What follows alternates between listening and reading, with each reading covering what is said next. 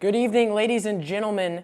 We are here in the S-Jet studio bringing you this district battle between your Strake Jesuit Fighting Crusaders and the Eagles of Pearland Dawson. I'm Jackson Amorosa, and I'm joined here with Jacob Dawson, and we are excited about this Friday night home game. You know, in a week that's filled with all types of sports going on, you got the Astros playing tonight, the NHL is back, NBA is about to start. We are glad that you have joined us here for the Strake Jesuit Fighting Crusaders in their district game tonight. So Jacob, what do you think needs to happen tonight if the Strake Jesuit Fighting Crusaders want to get a win? Oh, they definitely. I would definitely say the most important thing they need is a really talented defense tonight. They have some really talented players. They just need to be on man coverage tonight, man to man. These people are really aggressive. Dawson has a really good reputation on offense, especially. And so if we can play some tight defensive coverage, we stand a really good chance tonight. Yeah, Dawson, won this district last year, and it's been 3 years since we have beaten Dawson. So we're looking to break that streak tonight and continue on the road through district. But yeah, like you said, they have a really good running back who's doing really well this year. They also, interestingly enough, have a kicker who's going to Arizona State. And we also want to update you on our special teams. It looks like Owen Baum and Max Castellanos will not be playing tonight. So look for a little bit of a mix-up in the special teams. I expect Owen Rossetti to be the kicker. But, for Strake Jesuit, I think the keys to the game tonight are definitely going to be from Bryce Fusick. He's been really good so far. And I think if he can do what he can do tonight, we can expect the win. But, another crucial part to this offense is Joel Crawford. What has he done so far? He's only played a few games coming back from an injury, but what can you expect from him tonight? He's rushed about 334 yards. He's been great on offense. 2 games ago, I watched him play. He broke 6 tackles right through the line. No one could hit him. About a 40-yard run, absolutely incredible. So we have really talented running back. And going on to that, we also have some really talented wide receivers as well. We have Leland Smith, we have Bryce Lanier, some really good options for our quarterback tonight. So be sure to watch out for them. They had some really cool catches over the last couple games, and it's going to be an exciting game tonight. Yeah, I completely agree. So, Bryce Fusick's definitely going to have some weapons to dish it out, and he's got Joel Crawford in the backfield. And the defense is looking to put on a show to stop the Dawson offense, like you said. And I think, like you said, they're going to have to play, up tight, and really have to blitz the quarterback. If they can put some pressure on the quarterback, that's what's going to lead to the win. But that is all for the pregame show. We are going to get you out to Clay Stadium and to Will Turboff in the booth. And we hope you enjoy the game, and we'll see you at halftime and after the game. Thank you.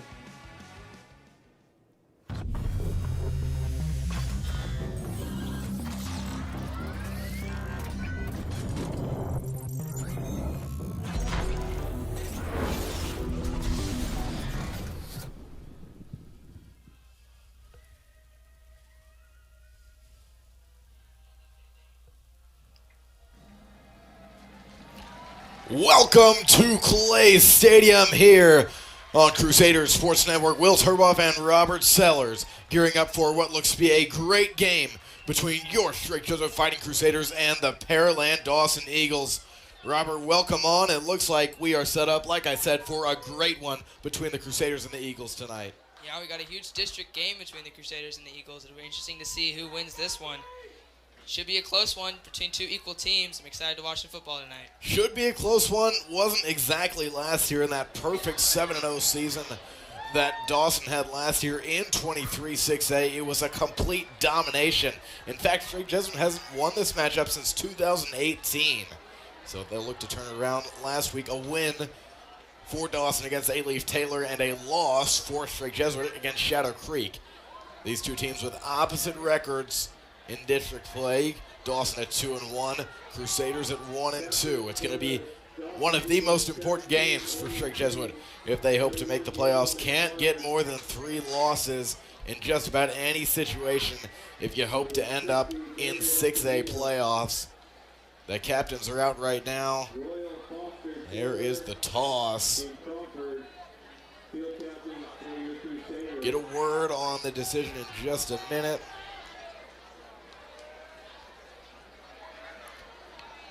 Robert, this one has been one-sided, like I said, the last few years. Dawson, a developing program. Not too young, but not too old of a school. Of course, an a feeder school from the original Pearland High School.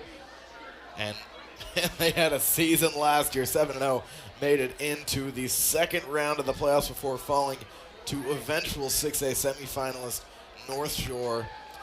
They lost a lot of starters, I believe all but 5 going into this year. You see a young team like this, Robert. What do you think? What do you think is going to be the key for the Eagles if they come on the road in Clay Stadium in front of a hostile crowd? Well, it all starts with the quarterback on every single football game. He's got to be composed. He's got to be ready for adversity. And if he can do that, then I think the Eagles have a good chance. But the Crusaders' defensive line has been doing well recently, so that'll be a challenge for anyone. It's a pink out for the Crusaders tonight. They're ready to go. They've got some special team changes like we heard on the pregame show.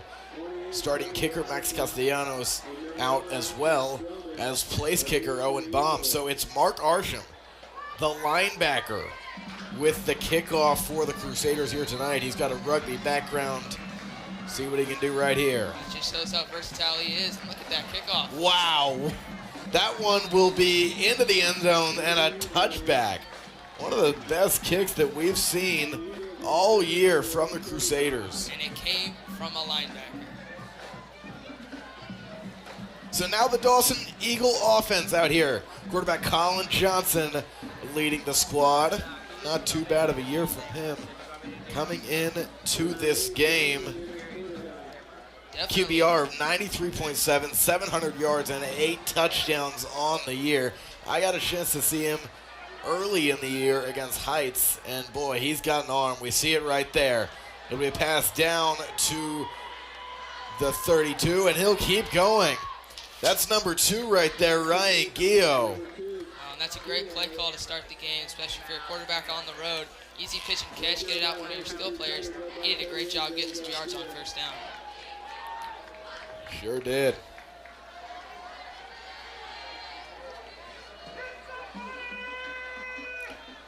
Second and 2. It'll be a pass. That one will go for a first down and tackle down at the 39. So they'll move the chains for Dawson. 2 successful plays to start off the night here at Clay Stadium. Great start for Dawson's offense. 2 quick passes, both worked pretty effectively. The Eagles already have a first down. First one went to Gio. That one went to Dylan Bulberghini, the senior receiver. The Eagles have done more than pass this year, as Bryce Burgess has already 756 yards on the year. See if Burgess gets in on the fun in just a minute. Johnson scrambling, and look who it is on the tackle. It's Mark Arsham. What a start for him, that booming kickoff, and he's already got a wrap-up tackle on the quarterback. Mark Arsham with not the sack, but only a 1-yard gain for Johnson. It'll be 2nd and 9. From the Dawson 39. Quite a few injuries for the Crusaders after a grueling game against a really good Shadow Creek team. It doesn't get any easier in this district. Run up the middle for Burgess, and a very minimal gain, if any, there. That was a big play on second down by the Crusaders. Eagles just looking to pick up a few yards to get a manageable third down, but the defensive line for the Crusaders made a great stop, and now we got 3rd and 7. 3rd and 7, the 41. See what they do here. The passing game has been successful on this drive. All I've done is quick passes so far. Look for him to stretch the field here. Johnson out of the pocket. He'll go past the 49, I believe, is where he'll stop, and it'll be a 4th down. That was great coverage downfield by the Crusaders secondary. Forced the quarterback to scramble, and he came up short. And it looks like the punt team is headed out there. We see a lot of bold moves in high school football, right at about the 50. See a lot of teams go for it here, but it looks like Dawson is going to punt it, and they have maybe the best kicker/punter in the state. Carter Brown right there, committed to Arizona State. See where he gets it. And that one will go out of bounds at about the 30-yard line. And there is some contact between number 4, Jaden Walker, and number 41, Cole Huff of the Crusaders. This one already getting chippy in the first quarter. Tensions running high. Both these teams know they don't want another district loss. And now it is the Drake Jesuit offense out there. Bryce Fusick leading the charge. He's the birthday boy today. And he told me he wants another 500. Last time he told me that, played Decaney and got almost there. He was Houston Chronicle Player of the Week. See what I can do against Dawson. Empty set. It'll be a pass to Bryce Lanier. A screen, and it's down. That one will be recovered by Dawson. That's not a good start for the Crusaders. The Eagles tried to start an offense just like that guy. They got a successful little quick pass. Crusaders tried to do the same thing, and they coughed it up. Now the Eagles are going to have excellent field position to try to take the lead. First play on offense for the Crusaders, and it's a fumble. Not what you want to see. Unfortunately, just a poor ball management there by Bryce Lanier, but you know Coach Allman and the rest of the coaching staff will be working with him on the sidelines. Make sure that doesn't happen again. Handoff to Burgess, and it's going to be a trick. Ball is down. That's Stroman that has it right now, and it'll be a loss of about 3 yards, so really a crazy play there.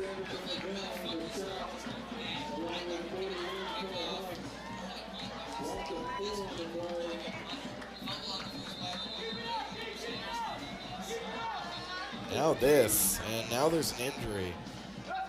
Oh no. Don't want to make any assumptions. And we will be back in just a moment after this injury timeout.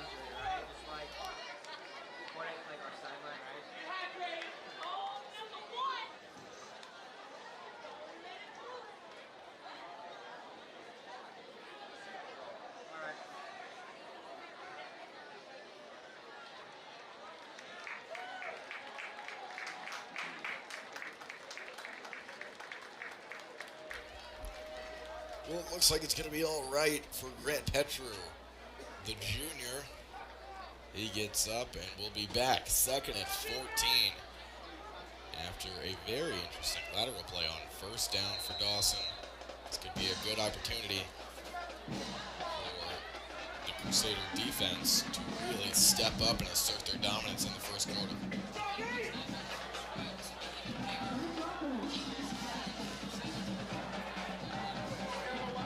Second and 14.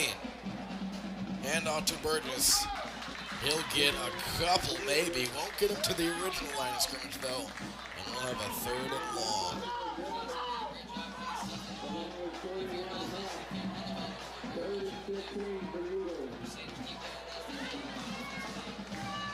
That defense has struggled the last few weeks. They almost shut out Hastings, but a great Shadow Creek offense came and piled onto Duke Butler and the crew over there at Alvin. Third and 14. Johnson looking for something, can't get anything. It'll be a sack for Jackson Pressmeyer, the sophomore, who is having just an incredible year for the Crusaders.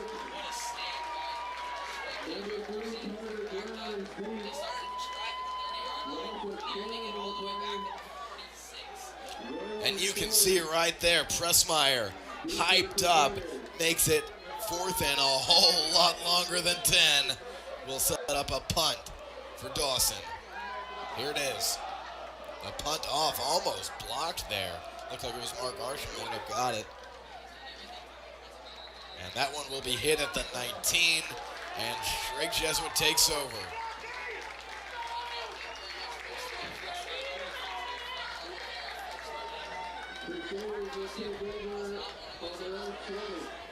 Only up from here. He doesn't want to lose at all. He's got a lot of motivation. He believes that he's underrated. He believes that he's been doubted. He knows that last one wasn't his fault. And he's ready to get the Crusaders a touchdown right here. First and 10, another empty set. Fusick hits Leland Smith, and that one will set up a second and short.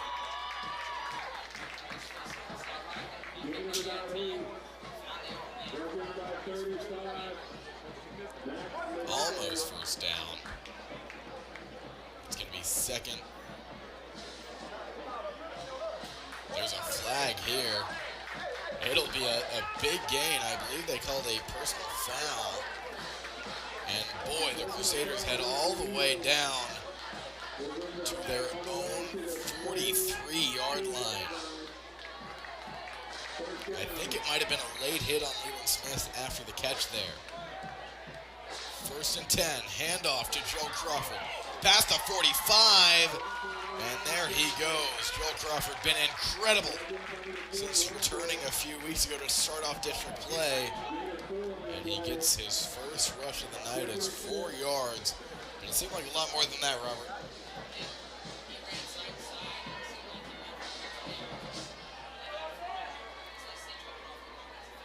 Second and 6.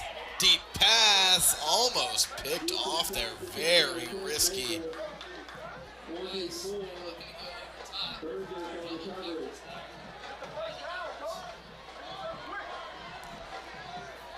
So now 3rd and 6. What do you think, Robert? Pass or run? We've seen both of them already. Will Taylor in motion. It'll be a handoff, and it'll be very close. I think he got the first down gain is Giacomo Valente, who has been used a lot more than he would have thought at the beginning of the season.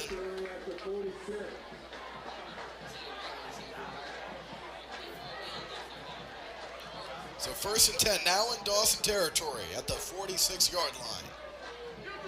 It'll be a handoff to Crawford. And he finds some room, gets past the 40, and will set up a 2nd and short.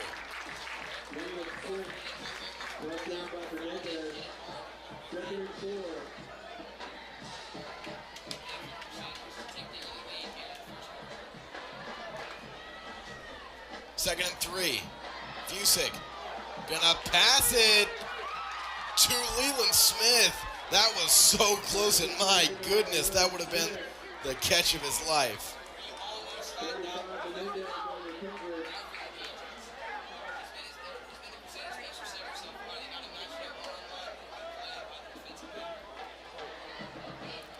It's now 3rd and 3, 39-yard line.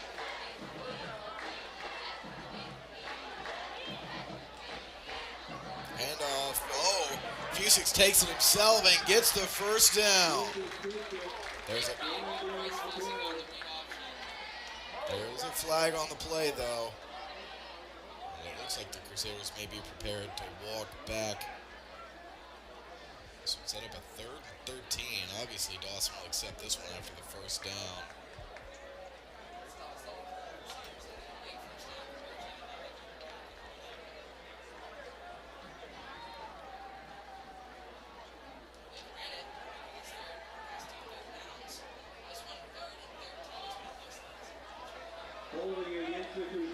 Yeah, hold called on the Crusaders here.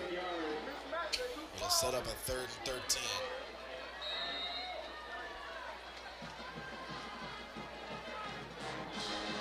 Set up a 3rd and 8 from the 45. Fusick around looking for something, and he hits Will Taylor right at the numbers, but it's incomplete. Great play, just came in a little too hot for Taylor to come down with it, though.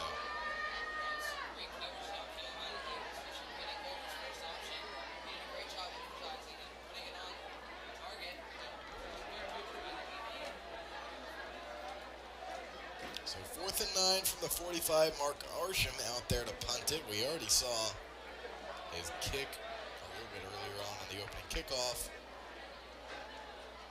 Good set Dawson back very close to the end zone, but that's where it goes, the end zone. So let's start out at the 20. He's got the power, not so sure about the punting mechanics so far, though. A little bit too much on it that time.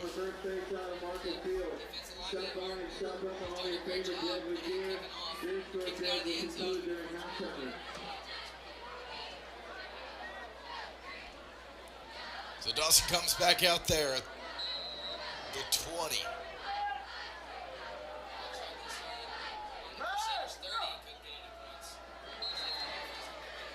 That one will be complete. Won't get very many on the pass to Jaden McCleskey. It looks like it'll be second and about 6 here from the 24.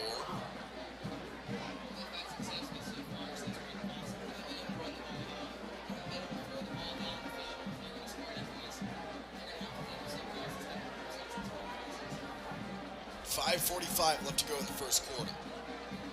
Handoff to Burgess. Burgess past the 35, past the 40, past the 45, and that's the biggest gain of the night for Dawson.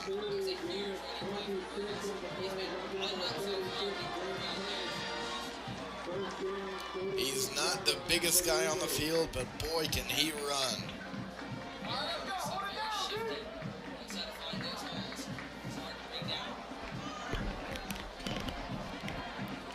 First and 10 from the Dawson 46. And that one, the Dawson coaches are next to us. I think this one may be a false start. They were not too happy. It looked like there was movement on both sides. Referees will get together, and I believe they're going to call an offsides on this one. It's not only will it be a 5-yard penalty, but it'll put Dawson in straight Jesuit territory.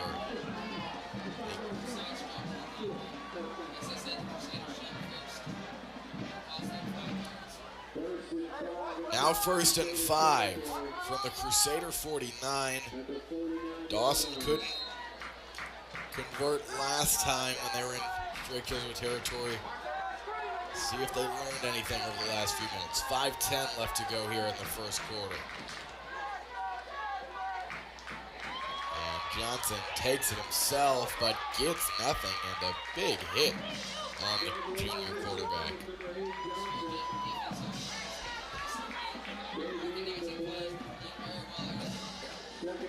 There's Craig Royal and Gavin Stewart there on the tackle. Sets up a 2nd and 5. No gain on the previous play.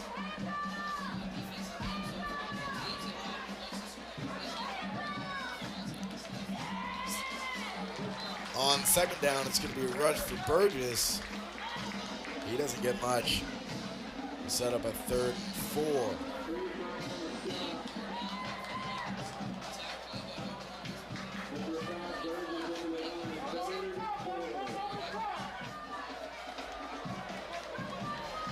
Third and 4 for Dawson. Like there may be an audible here. Ashton Stroman heading on to the other side. Now 3 receivers.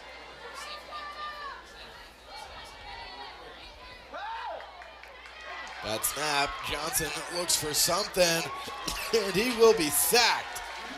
Mark Arsham gets a piece of him, and it looked like maybe Jake Youngblood also got a piece of him there.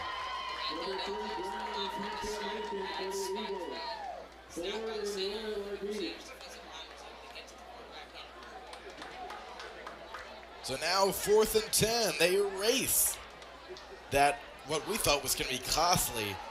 First down, a holding call. 4th and 10, Carter Brown out there to punt it. Here it is. And it's a good one.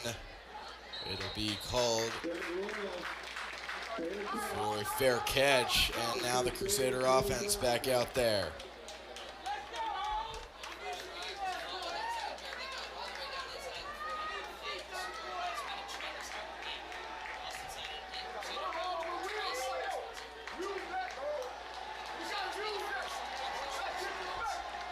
We'll see right here. 1st and 10 from the 25.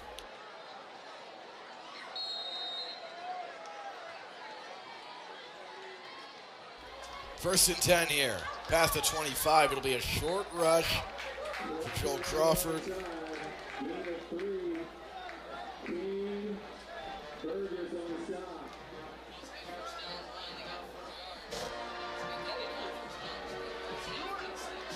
Second and 6 from the 29.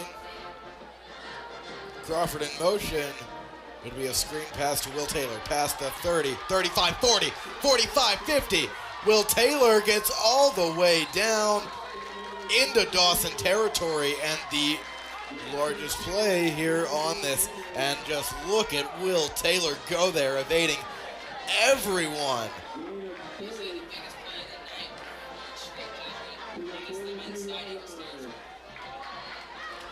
So now at the 42-yard line. Will Taylor's going to have a conversation with Bryce Fusick on his way over to the other side of the field. Fusick scrambling, going for a pass to Bryce Lanier, but he can't get it. Just a little bit too far away for him to pull that one in.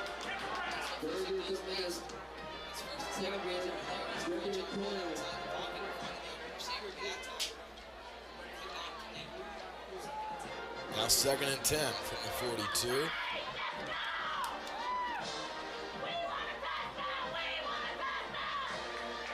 .222 left to go in the quarter. Fusick looking for something. He's got a lot of pressure and will be sacked by the junior Chris Herpin.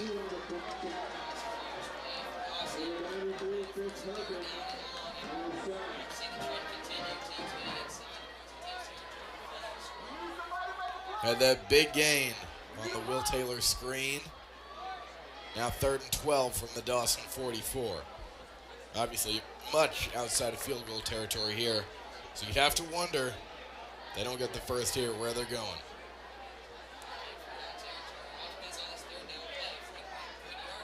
Third and 12 for Fusick. Looking around. He evades a sack. Throws it deep to Leland Smith, who's wide open. What a play there.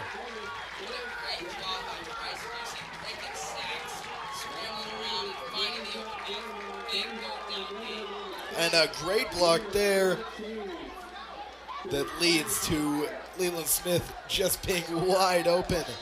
Down at the 25-yard line, 1st and 10. Holden Maples was in motion, but it's going to be a handoff to Bryce Lanier. Lanier plays running back and receiver for the Crusaders.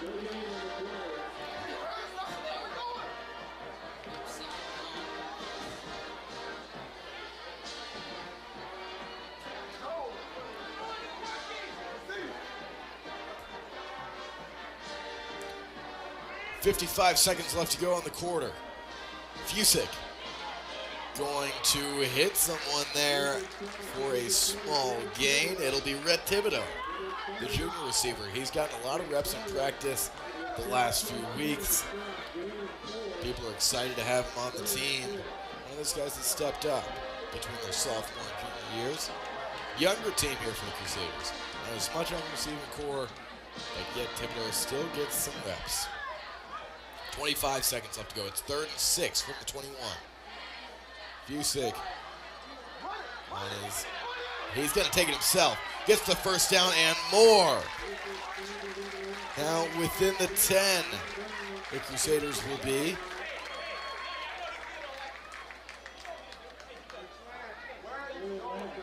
So first down, another 3rd down conversion there for Fusick and the Crusaders. It'll be a 1st and 10 at the 12. Handoff to Lanier, and he's eaten alive. And I believe that'll be the last play here of the first quarter. Just about 5 seconds left in the period. And we head to the second. After 12, no points scored, a defensive showdown between Strick Jesuit and Pearland Dawson. We'll be right back with Crusader Sports Center.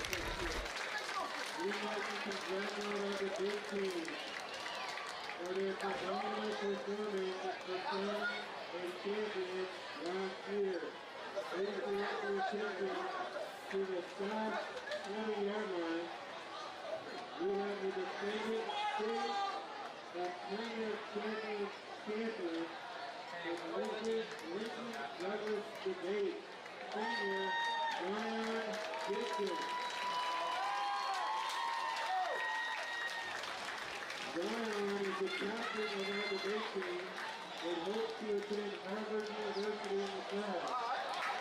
We'd like to join on his first to repeat our champion this upcoming season. Congratulations, Zion Victor.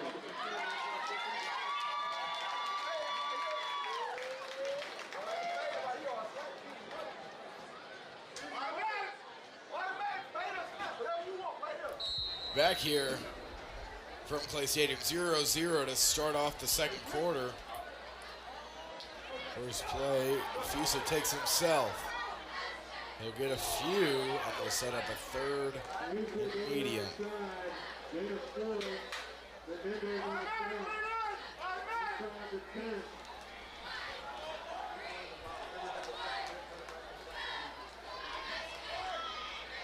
Now we've got third down. 3rd and 7 from the 9. Fusick dropping back. And he will be picked off. It's Shamar Jones who gets it in the end zone. Takes a knee, and just like that, Crusaders cannot capitalize on that.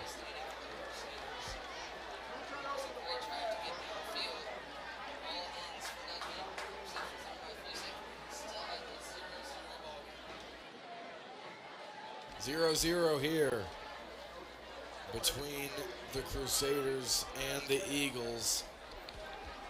Now Dawson takes over once again at the 20. Bryce Fusick not happy. Wants to figure it out. Lead this team to a win here. They've been good at home. 2-1.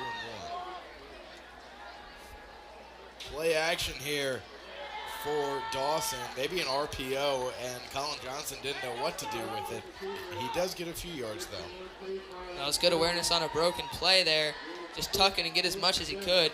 He ended up getting about 5 to 6 yards. It was an impressive play by Colin Johnson.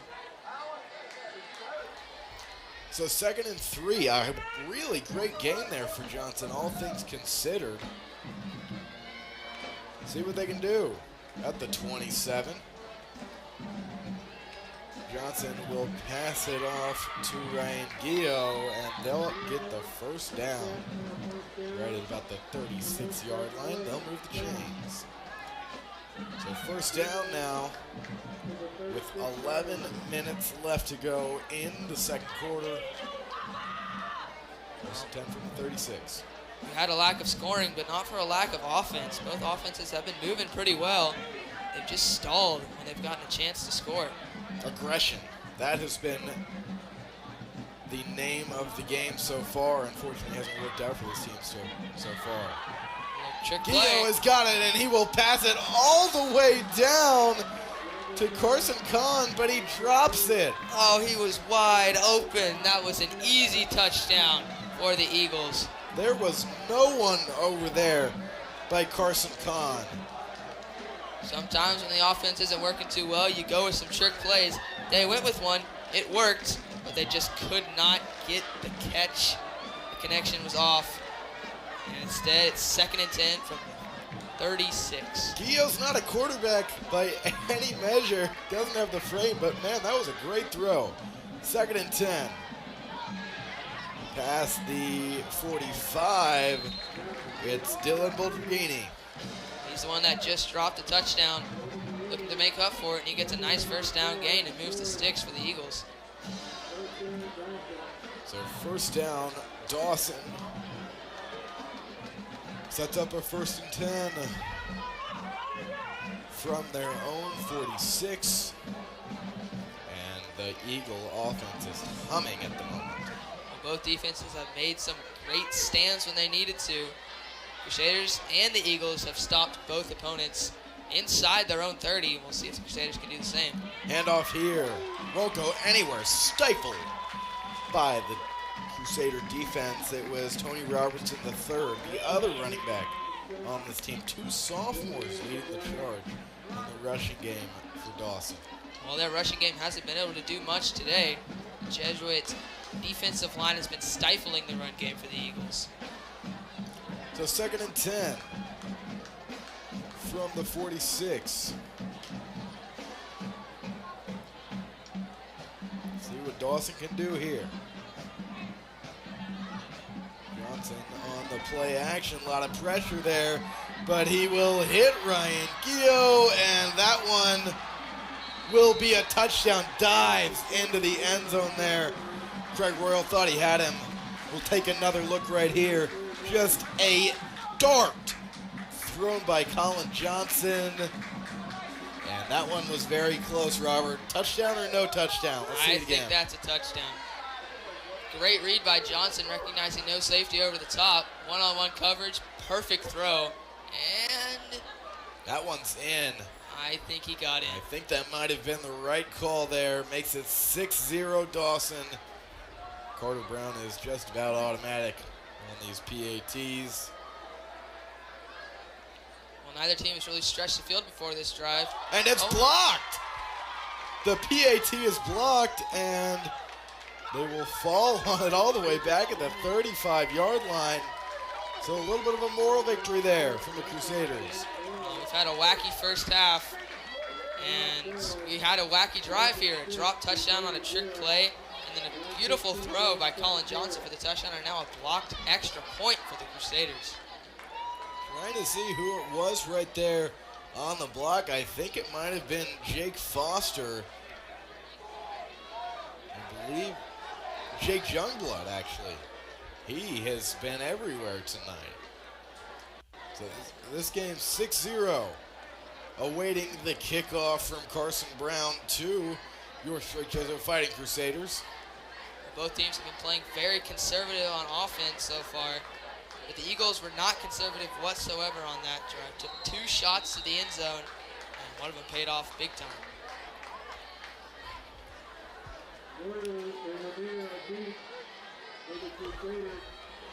Crusaders now down 6.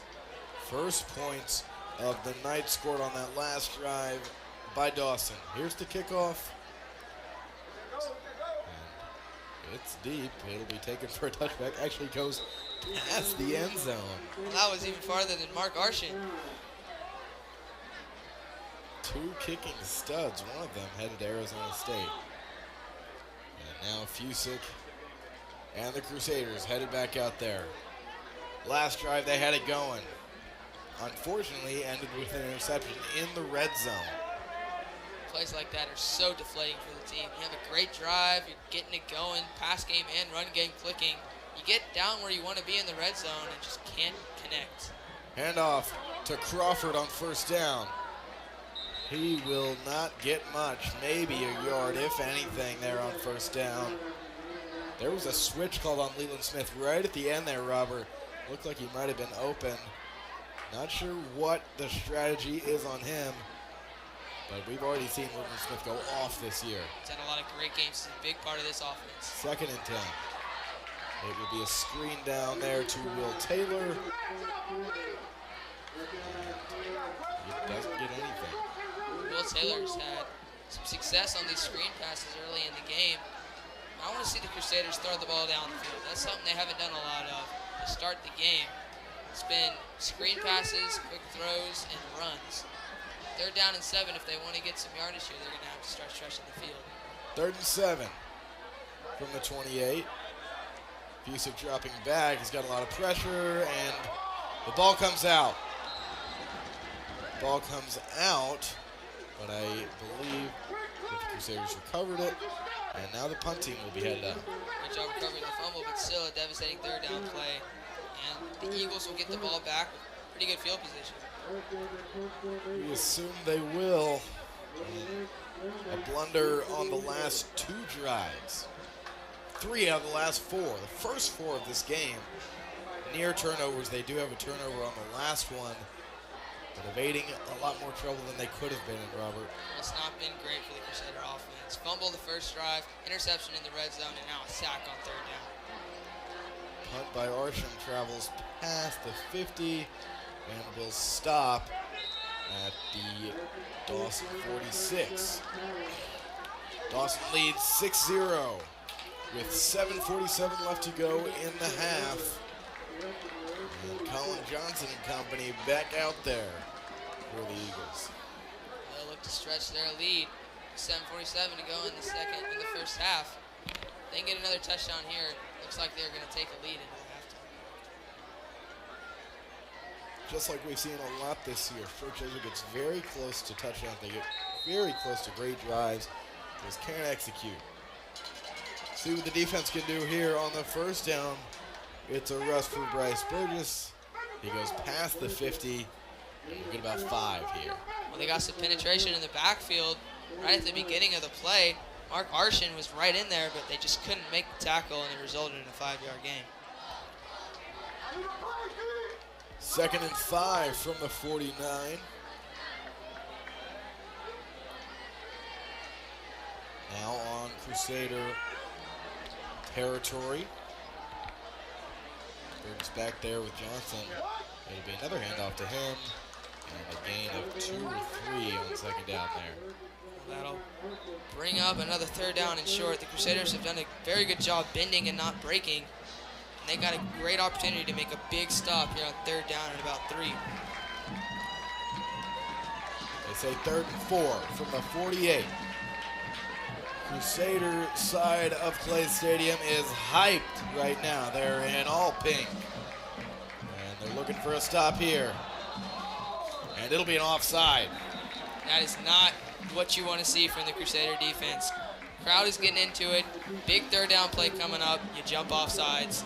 Got to be more disciplined on that, especially on 3rd down and short. You're just gifting the offensive first down. Just a brutal penalty, Robert. They set up what looked to be a dominant drive on defense, and then they can't close it out right there as a result of a bad offside call. No, Coach Feacock isn't happy about that one. It's another devastating first half play for the Crusaders. 1st and 10 from the 43, and that one will be a false start. You know they were wishing they had that on the last play, Robert. Oh, they were. Now the Dawson Eagles are going to be backed up on 1st down. 1st and 15. The Crusader defense has been playing well in this territory. Might be hard for the Eagles to bounce back from this and get some points.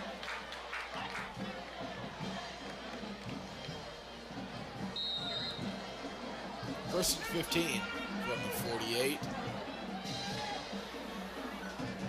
I feel like the 2 quarterbacks in this matchup, Colin Johnson and Bryce Fusick, have similar offensive attacks.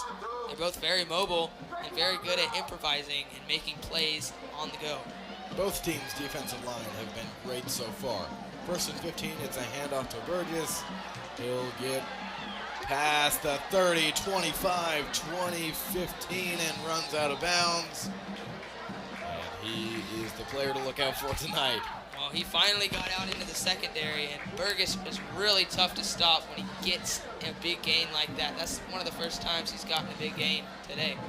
And look, he just disappears there. Thought he was down almost. He's so small, he goes all through a huge Jesuit defensive line, and then, like you said, gets to the secondary and all the way down to the 17. That's great vision. Great job finding the open field for a big gain. 1st and 10 from the 17. It'll be a handoff to Burgess, but no gain on the play. Good job by the defensive line, getting penetration, getting off their blocks and stopping the run. It's Will Watchell who gets in there. Makes it 2nd and 10. 5:37 left to go in the half. Dawson up 6-0. And the Crusaders would love nothing more than a turnover right here. 3 receivers to the right of Colin Johnson, none to the left of him. And out to Burgess, but he trips. He was on his way to a touchdown there, Robert. Well, if he stayed up, he had a clean pass to the end zone. See right here, and he does. There's hardly anyone in the area. I think it was a Jesuit defensive lineman who stuck his hand off and just tapped the foot of Brian Burgess, and that stopped him getting into the end zone. Now 3rd and 3. After it looked like it was inevitable for Dawson to get another touchdown. Jesuit has a chance to stop him right here. Burgess with the rush and the touchdown. That was a great drive for Burgess. He did most of the work on that one, and he gets himself a touchdown.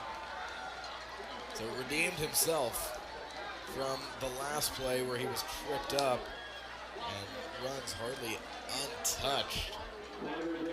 He had a great stiff arm to finish that one off and get into the end zone. And now the Dawson Eagles extend their lead. 12-0. Last PAT was blocked by Jake Youngblood. Carson Brown set up for another one right here. And that one, bad snap or maybe a bad hold. Either way, another PAT no good. This one stuck at 12-0. The Dawson Eagles have left 2 points on the board with that. A blocked PAT and now a mistake on the snap and hold. That's not something you want to see from the Eagles. It will remain 12-0. I'll tell you what, one of the spotlight players we have on our notes tonight is Carson Brown. We've seen him on the kickoffs, but the first 2 times he doesn't even have a chance to get a kick. The first one blocked, not his fault probably, got it off pretty quickly, and that time didn't even get his hands on the ball. That's aggravating for the coaching staff, I'm sure. You get down there, you get a great drive running the ball, nice touchdown, and then somewhat deflating when you miss 2 straight extra points. Looks like it's going to be a nitty-gritty game. 12-0 could turn into 14-12 real quick. Crusaders have 4:37 left to go in the half. They'll get the ball to start off the second half as well. The Crusader offense has put 0 points up on the board so far with 4:37 to go in the first half. They're going to have to start scoring some points eventually. That one travels over the end zone, and Shrek Jesuit will take over. Turnovers galore in this first half. They've got the talent, they've got the drive. If they can put it all together, set up for a touchdown here. And we get an update on the Astros game. So we'd like to thank all of you for tuning in. Could be watching just about anything right now.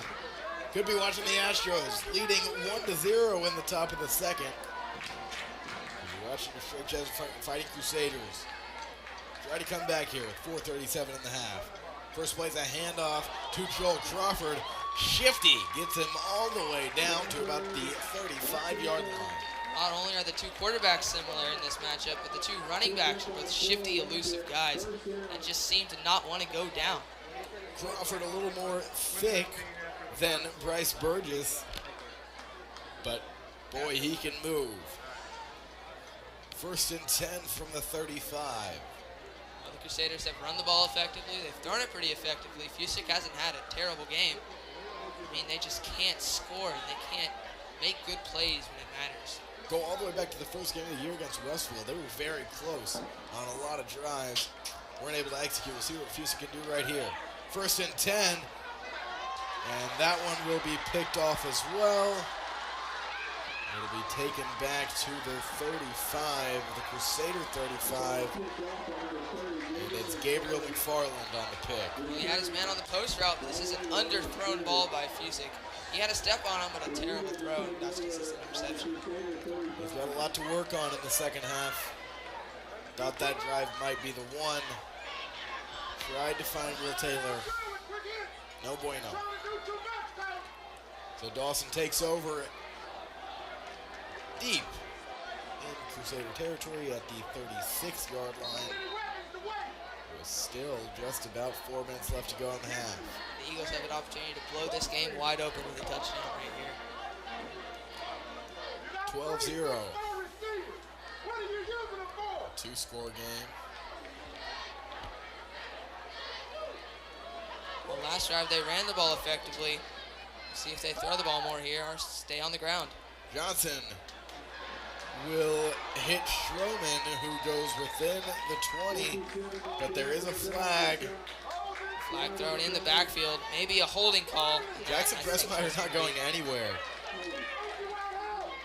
And just like you said, they're coming back with the hold.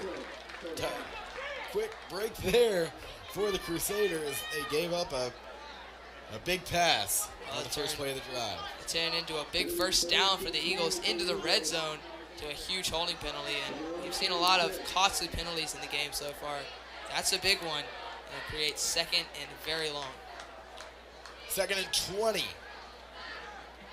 from the Crusader 46. Well, the Crusader defense have made some stops at the beginning of the game. The second quarter, they have some trouble keeping the Eagles out of the end zone.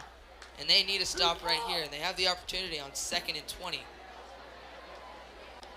Here it is, 1st and 20. Will be a pass to Carson Khan, who gets to the 32-yard line. They got all the yardage back there on 1st down. Favorable spot for the Crusaders. They mark it down at the 34, sets up a 2nd and 9. Now 3:34 left to go in the half. I wonder if the Strike Jesuit Crusaders get any time left after this drive. It'd be great for them to go down the field and get a touchdown or even a field goal right before the half to give them the momentum. 2nd and 9. It'll be a handoff and a good gain there. Just when you think the Crusaders have gotten the Eagles pinned back on a 1st and 20, Dawson gets 2 straight 10-yard plays and picks up a 1st down. Tony Robertson III gets the first there. They're deep. They're running back. They run straight up the middle and they get quite a few yards just about every time. Well, it's been really, really effective in the second quarter of this running game. They've had a running touchdown on the day, and almost it seems every time they hand the ball off, they're getting 5 to 10 yards. 1st and 10 from the 24. Play action there. It'll be a reception and a nice gain to Carson Khan. Right after a good run play, you go play action there. Linebackers biting on the run, and a great job, great play call to pick up some good yards on 1st down. Now within 3 minutes, 2:40 left to go in the half. 2nd and 1. And another red zone trip for Dawson. Last time they entered the red zone, they scored on a rushing touchdown to Burgess. And looking to score here. 2nd and 1, look for them to take a shot to the end zone here.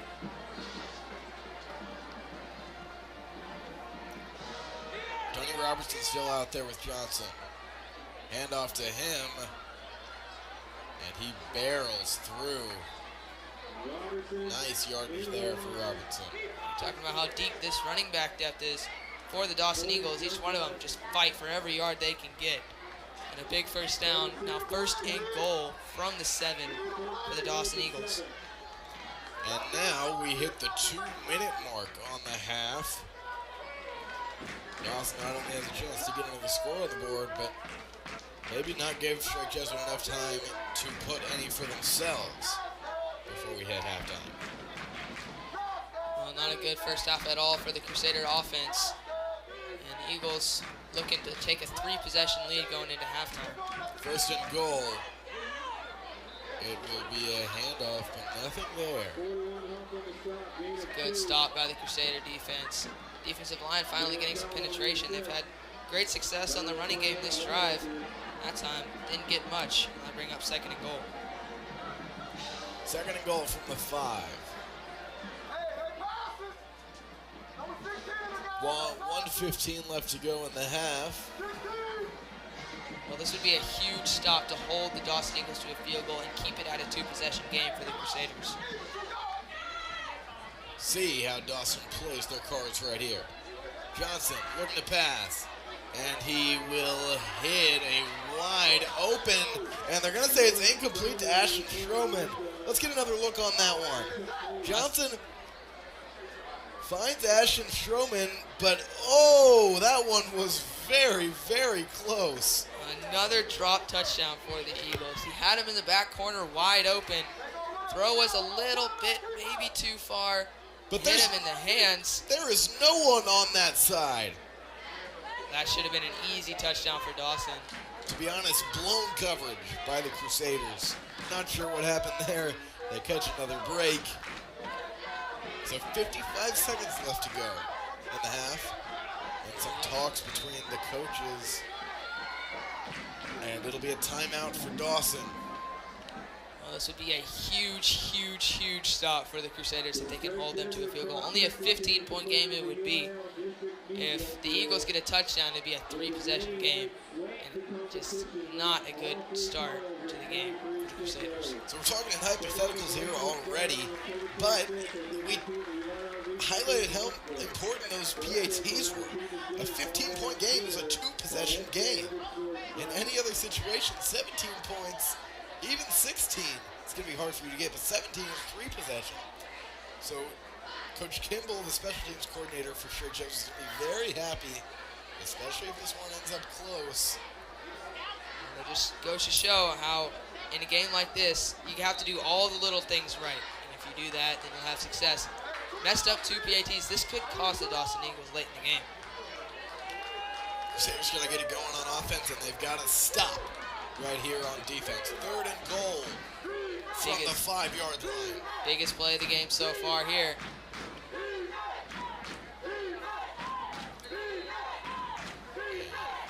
Play clock will start. Colin Johnson in the backfield. Handoff to Robertson. Doesn't get it. And it'll be a 4th and goal. Got a decision to make here. Looks like they're going to keep the offense out on the field. A few more seconds here, but you may be right, Robert. Flip the 4. And substitutions being made, but I don't see Carson Brown. They're going to send those guys right back to the bench. Looks like the Eagles are going to try to get a touchdown right here. They'll have the last play, very likely, of the half. 7 seconds left to go on the play clock. They're going to take a timeout. So 2nd timeout of the half called for Dawson at the 10-second mark. Well, now they really got to think things over. What do you think? Do you think they're going to go for it, or do you think they're going to take their points? With the way things have been going on special teams for Dawson, it may not be the worst idea to go ahead and keep your offense out there. They've already put 2 touchdowns up. But Robert, I'm going to open this one up to you. You're the color guy tonight. So give me your best guess for what Dawson's about to do out there. Well, I don't know. Usually I'd say when you're leading like this 12-0, your defense is playing great, I would just take my points and trust them. But since the special teams has been so chaotic to start, 2 missed extra points, one was a block, one was a bad snap and a bad hold, I think that you go for it right here. Well, it looks like Carson Brown's out there. They're going to kick the field goal. The smart decision. I think it is too. The most logical decision, say that. It is. 15 points, not too many. 10 seconds left to go. And the Crusaders get another big special teams play right here. Here's the snap, the hold. It's perfect. So is the kick. Makes it 15-zip with 7 seconds left to go. Robert, another question for you right here. 15 points down. You're going to have one play, even with the squib, would be surprising to see 7 seconds taken off the clock. So likely going to get one more play. Throwing a Hail Mary, going for some kind of lateral, or just going with a knee into halftime. Well, it depends on where they get the ball. If they get the ball anywhere inside of their 40 or 45-yard line, you just got to take a knee on this one and go into halftime. But if they do get it in Dawson territory, you could look at a Hail Mary, but I don't think you should go with the crazy lateral play to get a touchdown. I think you take a knee, play it safe, and get into halftime. They know they're going to have to come firing out in quarters 3 and 4. They know this offense has a lot of work to be done. 7 seconds left to go in the half. Carson Brown will kick it off for Dawson. See what they do here, though.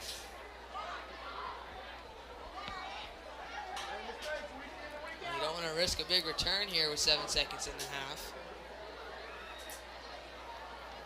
Here is the kick. He won't squib that one. It'll go in the end zone. The Crusaders will get one shot from the 25. 7 seconds left to go in the half. Coach Allman, the offensive coordinator here for Straight Jesuit, getting the boys up. Interesting decision to be made at the 25. Looks like they're going to try to get some yards here. We are not in kneel formation right here. 7 seconds left to go. Fusick will screen it off to Leland Smith, who takes it past the 30. See if they can, and that will be the half. No timeout call. So we head into halftime. Dawson leads 15-0. We'll be back after halftime, but for now, let's send it back down to the studio with Jackson Amorosa and Jacob Dodson.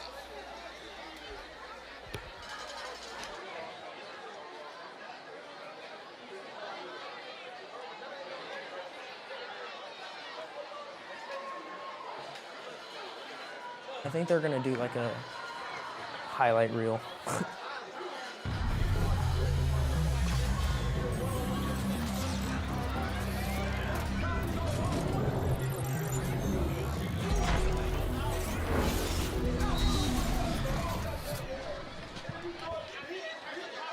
Good evening, ladies and gentlemen. Welcome back. I'm Jackson Amorosa, and this is Jacob Dodson. We are once again in the S-Jet studio bringing you the halftime show of this district game between your Strake Jesuit Fighting Crusaders and the Eagles of Pearland Dawson. And it was an exciting first half, a little bit lopsided. The score stands right now 15-0. The Eagles are leading to the Crusaders. So Jacob, what were just some of your impressions of that first half? What do you think stood out to you, and what are the Crusaders going to have to do moving forward to see if they can get back in this game? First of all, I think the Crusaders on defense have been doing the best they can. They've done a good job. They've stopped some plays for sure. That last play we just saw towards the end of the half stopped them from scoring a touchdown and forced a field goal on their side, so I thought it was really impressive. On offense, I think we really need to step it up, especially on passes and catches. We need to get out there. We need to break that defense, that coverage. We need to get the ball. We need to keep the ball. We need to keep running forward. I think it's something we need to look forward to, especially on our side when it comes to offense, to put some points on the board. So. Yeah, turnovers have been the really big impacting thing in this game. Strake Jesuit has given up 3 turnovers, 2 interceptions, and a fumble, which was on the first offensive play of the game, which really, turned the tide and gave the momentum to the Eagles. So I think if we can really limit the turnovers in the second half and kind of win in that category, which right now we're losing, we're -3, that, Dawson hasn't given up a turnover yet. I think if we can limit the turnovers, I think, we'll give ourselves a chance to come back. But yeah, the defense has done really good. 2 sacks. We saw Jackson Prismeyer, the sophomore, with a big sack in that first half. And, Dawson has only converted on about one out of 3, 33% on their third down. So we've held them when we need to, although we've given up some big plays, that pass early in the first half, which led to the touchdown, and then the Dawson running back has been really, really good tonight. What does does that run game, how does the defense stop their run game? The defense, well, I'm glad they have a break right now. The defense needs to take a deep breath along with the offense, get regrouped, and come back out there, play tight defense, and not be deterred by anything that's happened in the first half so far. So I really think this break's going to really help us going forward. Coming into this next half, I think we're going to be better suited, better prepared. We know what the game plan is. We know that running back's going to try to hit the holes, and we know where he's going to do it. It's been towards some mostly right runs, and so we're going to go for that, cover that. I think we got a really good chance coming out. Yeah, I agree. I think the coaches are going to do a really good job. Kind of bring them back in the locker room right now. Really, set them up to try and get back into this game. And when you're playing from behind, it's a little bit easier. You have nothing to lose. You can just go out there, play your hearts out, and see what happens. And I really do think we've given up a lot of plays that just didn't go our way. And we were rolling into the end zone early in that first half, and then the unfortunate interception. But the offense has done pretty well. A balance of run plays. We've ran 24 plays. Half of them have been run, half of them have been pass. So that balance is there. We're really keeping the Eagles defense on their toes. But if we can just convert a little bit, better, especially on those passes, I think it'll lead to some positives. But on our run game, Joel Crawford has taken a lot of the carries tonight. He's done really well. Definitely been, the motor to the offense. But, the most impressive play that I saw that half was that 3rd and 12 where Bryce Fusick scrambled out of the pocket. Yeah, what did you think on that play? That was absolutely incredible. It was one of the coolest plays I've seen all night, with that back scramble, turned around, passed to Leland Smith, and Leland Smith recovered the ball and got our first down. Absolutely incredible play. We can definitely look forward to more plays like that this half. I think we're going to have, definitely a better streak going forward. And with their wide receivers getting regrouped, being able to catch, not drop it, and kind of hesitate as soon as they get the ball from the other defense, I think once they go back out there and show a sense of confidence, come back strong, they're going to have a really good fighting chance. Yeah, I agree. And, one more aspect of this game that I thought was really important was, the penalties. We gave up an offsides penalty on 3rd down, when the score was still a little bit closer. And, when we jumped off sides, they then were able to go down and score. So I think if we can play disciplined football, I think that's when we're going to have some success. And, for me, if the offense can put together a long drive, allow the defense to rest, like you said, those long drives really help the defense. But when you turn the ball over and the defense has to go out there, and play most of this game, they get tired, a little bit demoralized. But, I think they're going to stick with it. I think they have the tools to come back into this game. And I hope they do that. I think, like we've talked about, turnovers, penalties, and just execution of the playbook.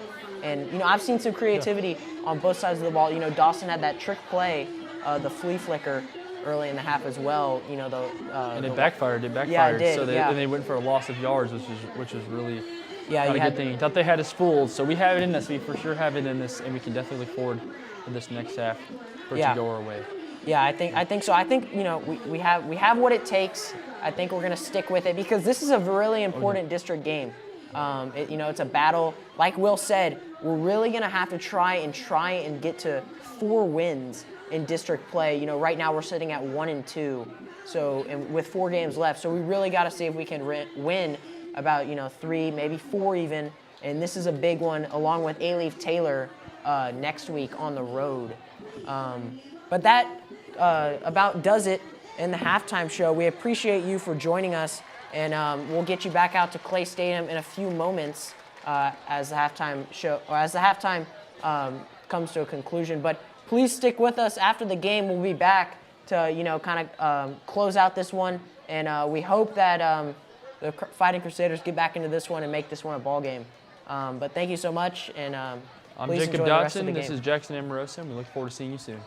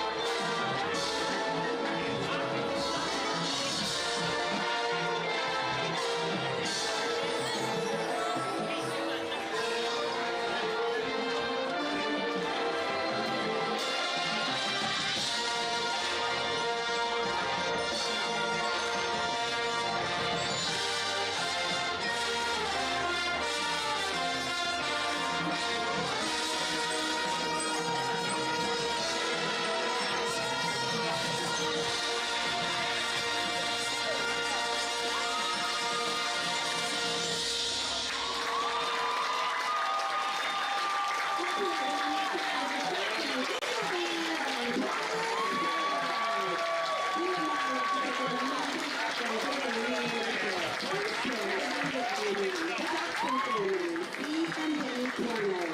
Second chair, Sherry and Emma Balsamo, Mr. and Mrs. Edgar A. Chow Sr., the Cook family, the Hopworth family, the Jackson family, Clyde and Rhoda Combs, the Loyalist family, Jennifer and Jeremy Lenz, the Perkins family, Sean and Lauren Powers, the Aiden Cheryl Fan Club, Steve and Andy Short, Ivan and Kendra Spain, Romaro and Myra Turina, Larry and Jennifer Williams.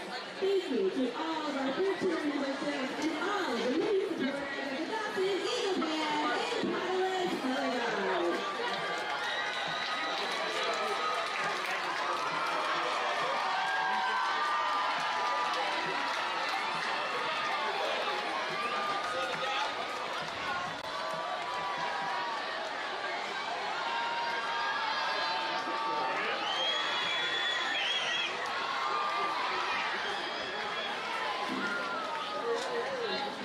Please direct your attention to the 20-yard line on the south end of the field.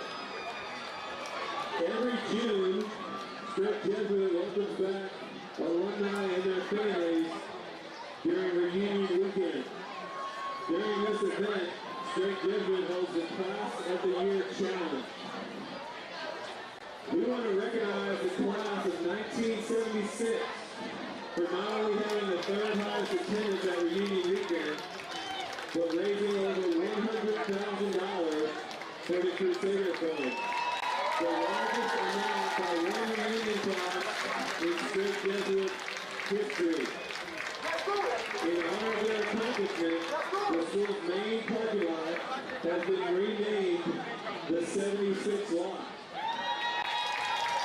Congratulations to the class of 1976, your Class of the Year Challenge winner. Thank you, Class of 76.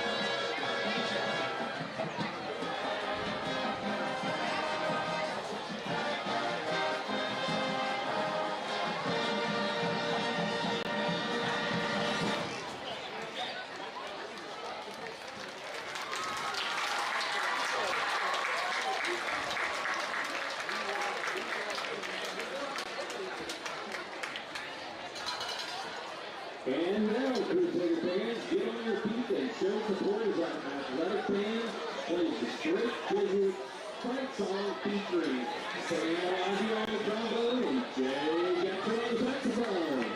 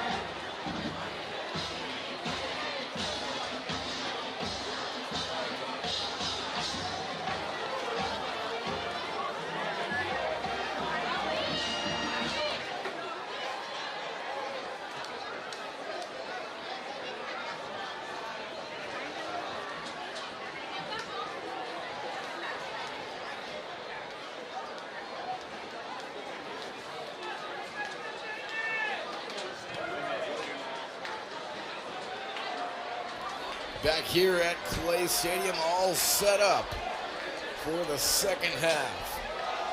We come back for quarters number 3 and 4. Dawson leading 15-0. That's 2 touchdowns, 2 missed PATs, and then a field goal right there at the end of the third quarter. Robert Teller's back with me. Straight is trying to come back here in the next few minutes. What do you think the biggest key to that comeback will be? Well, I think the biggest key to this comeback is Bryce Fusick. That's where it's got to start. He struggled a lot in that first half. 2 interceptions, 1 in the end zone, 1 on a missed post route. And if the offense is going to start playing well, it's going to all start with number 8. We'll see what number 8 can do. It'll be a touchback on the first play. And the Crusader offense gearing up to start the second half. Down 15. Fusick back out there. He's got a number of receivers. Leland Smith, Will Taylor, Chico Holt there at tight end. It looks like Thomas Jewett in the backfield with Bryce Fusick. Well, the defense got a great stop to end the first half. It'd be great for the Crusaders if they could put up some points to start the second half.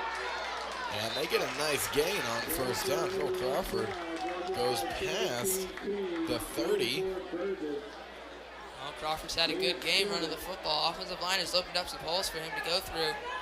They've had some success running the football. See if they stick with that. 1st and 10. Crawford can't get anything. It'll be a loss on the play. Set up a 3rd and medium. Well, that time the defensive line just shot right through. Nowhere to run for Crawford. They tried to go outside with it. Couldn't do that. Great job by the outside linebackers. That'll bring up the early 3rd down. 3rd and 5. Cusick looking for something. Got a lot of pressure. He's going to go for it himself. Don't think he'll get enough, though. That was great effort by Cusick. And even if we don't get it, I think we're going to go for it here. Cusick lowered the shoulder and got everything that he could out there. But it looks like the punting unit is headed on. So Mark Arsham's punting unit headed out there on the 4th and 1 from the 34.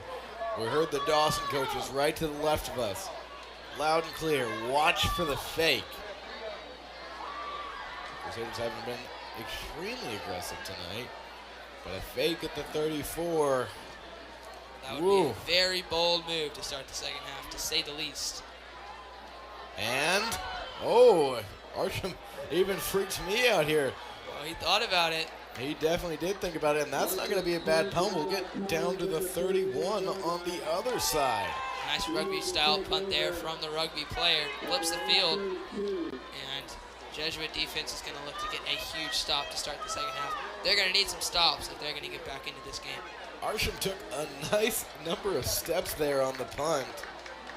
Fooled quite a bit of people here in the stands. I think he fooled some Dawson coaches. Nevertheless, the Eagles take over at their own 32. 1st and 10, 26 left to go in the 3rd quarter. Colin Johnson back out there. First play will be a handoff to Burgess, who gets a good amount of yards. That does not look good. Mark Arshin down on the play. He looks hurt. So we'll be back in just a second. Mark Arshin down. Crusader Sports Network.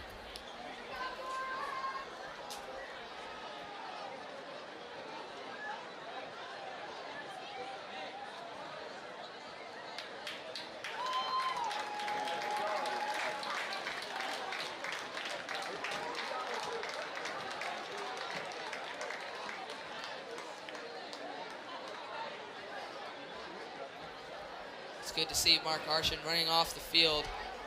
Looking good there. Hopefully the Crusaders, he'll be okay, because he's been one of their best players this year. Here has Mark Arshin in every aspect for the Crusaders. Defense, special teams. He's done it all tonight. He's done it all tonight. They'd hate to have him gone. 2nd and 5 from the 38. Johnson hands it off. Will be a 1st down for Dawson and a little bit more. Back-to-back successful runs for the Eagles. Crusaders haven't been able to get good penetration on those 2 runs, and that's what's led to a 1st down. And now Mark Arshin summoned back into the game. That's a great sign for the Crusaders.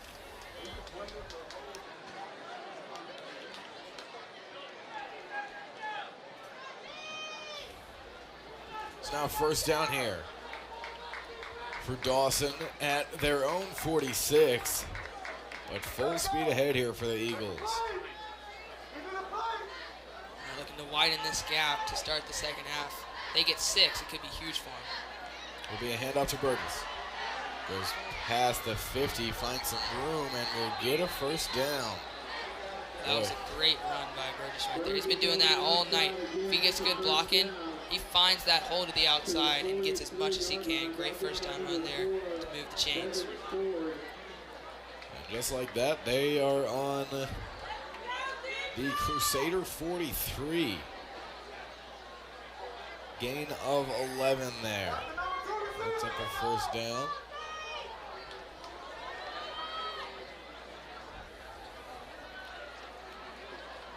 Maybe an audible here for Dawson. Colin Johnson talking to his teammates. Gotta hurry up and snap it. And a let's call the snap there. Mark Arsham with the pressure. And I believe he comes up with it. What a drive from Mark Arsham. What a play. Forces the fumble and then picks it up himself. Well, it all started with the bad snap, but Arsham recognized it greatly, got in there with one hand, poked the football out, had the determination to fall on it, And that might just be the play the Crusaders needed to get them going. And that is one of the joys of Texas high school football. Look at it right here. Arsham gets it himself. Wow, what a game, what a drive there for the senior linebacker. Bryce Fusick pitches it to Joel Crawford on first down. He goes past the 50-45, and this offense has got a little spark plug. They're excited. Oh, man, Joel Crawford with a great run right there. He could have been wrapped up by the line of scrimmage 1, 2, 3 times, but he gets by all 3 and picks up 8 yards on first down. 2nd and 2 from the Dawson 40-yard line. Maybe the most promising drive. Start to a drive, and it'll be another rush for Crawford. He finds some room past the 35. It'll be a first down and some. Well, it looked like that run was made to go up the middle. Crawford found a wide open field to the right side, and he took it for the first down. 2 great runs to start the drive, and the Crusaders are moving. Move those chains. 8:09 left to go in the quarter. Hand off to Crawford again. He gets some more yards, and we'll get close to another first down. Well, if it ain't broke, don't fix it. And Joel Crawford, 3 straight runs for a big gain. Fans are getting into it now, and the Crusaders are looking to get right back into this one. It sure ain't broke with Joel Crawford. 2nd and 1. 7:40 left to go in the quarter. All rushes here to start off the drive for Strick Jesuit, and has proved successful. Thomas Jewett in motion. It'll be a handoff again. I believe that is Giacomo Valente. Can't get much there, and it'll set up a 3rd and short. Just after 3 great runs by the Crusaders, they went back to the ground, and this time the Eagles were ready. Great penetration by the defensive line. We got ourselves a big 3rd down here to start the second half. 3rd and 3 after the 2-yard loss on 2nd. Hand off to Crawford. Can't get anything. Robert, be 4th and about 2. Big decision to make here. I mean, usually I would stick with the run right here because it had great success to start the drive. For the last 2 plays, the run game was absolutely stuffed. They're going to go for it here. Bold decision. 4th and 2. Leland Smith with the screen. He gets the first and makes a dive. Kind of hops over someone there. This Crusader offense is playing with some enthusiasm to start this drive. Gets taken, his feet gets taken out. 1st and 10, now in the red zone at the 18-yard line. Fusick rolls out. Might take it himself, he does, and a huge hit. My goodness, that was a big hit on the quarterback there. Yikes, Fusick couldn't find anyone downfield, took off, tried to get as much as he could, and he got popped. He did get 3 yards though. And he is right back up. Does not faze the junior QB. Bryce Fusick will hand it off to Joel Crawford. Gets a couple, will set up a 3rd down. Another huge 3rd down for the Crusaders. 3 points would be nice, but 6 points is what they really need. Down 15. Almost can't settle for a field goal here. Huge 3rd down play. Owen Rossetti, the new kicker for the Crusaders. His own bomb is out. Saw him take his last rep there at the net. He's preparing to kick one either way here. And the Crusaders finally punch it in. They've had some chances. It's their first in the second half. 3rd and 3 at the 11. Fusick's pass is tipped. It's an incomplete pass. So the offensive lineman thought that might have been a fumble. Clearly tipped there. Well, that was a great play by the defensive lineman. You're not going to get to the quarterback. Just stick up your hands and swat it down. That'll bring up a 4th down. 4th down, and they're keeping the offense out there. 4th and 3. They already converted one of these this drive. Another risky decision by Coach Vicach to see if it pays off for him. Here it is. 4th and 3. Looking for Thomas Jewett, and he can't come down with it. devastating for the Crusaders. Get to 4th down, get one of your best players in a jump ball situation. He gets his hands on it, but just can't. Oh, not a lot of coverage on him there either. Let's take a look at it once again. Throws it up, not too bad of a throw. It just goes right through his fingertips. Just still no points on the board for the Crusaders. 5 minutes left in the third quarter.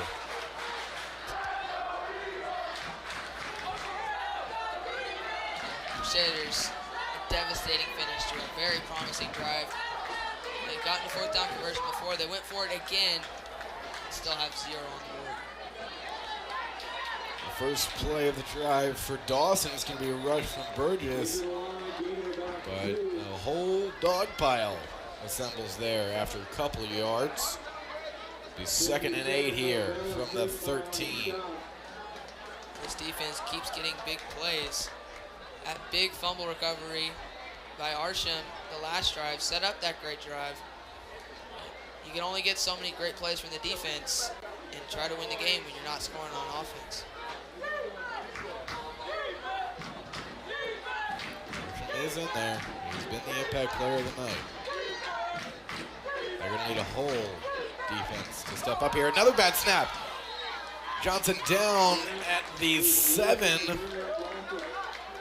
So some miscommunication in a big way in the second half for Dawson. Talk about these miscues. Not only has it been in the second half, but it's been throughout the entire game. 2 missed extra points, as we've talked about a lot. 2 fumbles in the third quarter. And they've had some bad snaps in the first half as well. This Dawson team is going to have to get it under control if they want to secure this win. So 3rd and 14 from the 7. Crusaders have a great chance. If they get a stop here to have great field position once again. They'd have Carson Brown kicking from his own end zone probably. And Johnson drops it off past the 10, but almost a huge sack there. Would have been a safety from Billy Van Pelt. Let's take a look at it here. Colin Johnson to get away from the sack, keep his eyes downfield, and throw for a catch. Wasn't a first down, but they just gained 7 yards, and the Crusaders do not have 2 points on the scoreboard. That might be their most valuable 7 yards of the game. Billy Van Pelt gets a hand on it there. Mark Arsham almost gets to him. 3 minutes left to go in the third quarter. Carson Brown, the punter for Dawson, right near the end zone. Probably kick it around the 5-yard line. He gets it off. They are not going to touch this one, and it gets a great bounce. My goodness. What a punt. All the way down, still going inside the 25. What a punt. As soon as we thought that the Crusaders would start off with pretty good field position, the punt goes from the 5-yard line to the opposite 29. That's the advantage of having such a great punt. You just flip the field like that in one play. And I don't know if I'm the kick returner or the punt returner right there, you might want to road him and catch that next time. Save 25 yards for your offense. Excuse me, that one starts at the 24. Basically, a touchback there. And he did not start at the 40-yard line, I'll tell you that. That was an incredible punt from Carson Brown. Drake Jesuit set up here at the 24-yard line. 2:31 left to go in the quarter. They're down 15-0. They've made it to the red zone twice this game, and they have not gotten any points. If you get 2 touchdowns there, it's a tie game. Be a handoff to Joe Crawford. And he can't get much.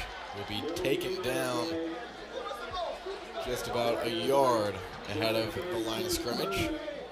Last drive, Crawford had a lot of room to run outside the tackles. I think the Eagles remember that, and I think they're going to make that one of their main priorities, stopping the outside runs. 2nd and 9 from the 25.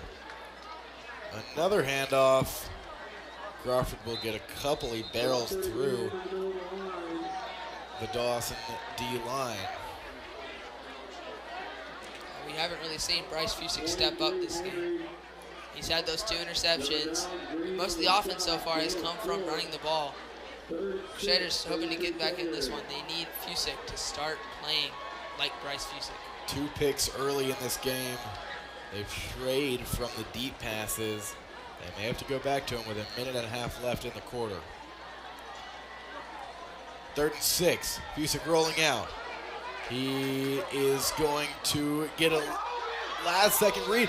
And there is a lot of contact on Leland Smith. Nothing called. Oh, there definitely could have been a holding call there on the defense, but instead we got a 4th down. Let's take a look right here. Fusick finally gets to Smith, and we can't see much from there, but it does look like there's a couple hands on him. I think that definitely could have been called. Now we have a couple injuries on the field. It's Edward Smith for Dawson. I believe a leg injury. He was standing, and I think he may be cramping up here. So we'll be back in just a minute. And Crusaders Sports.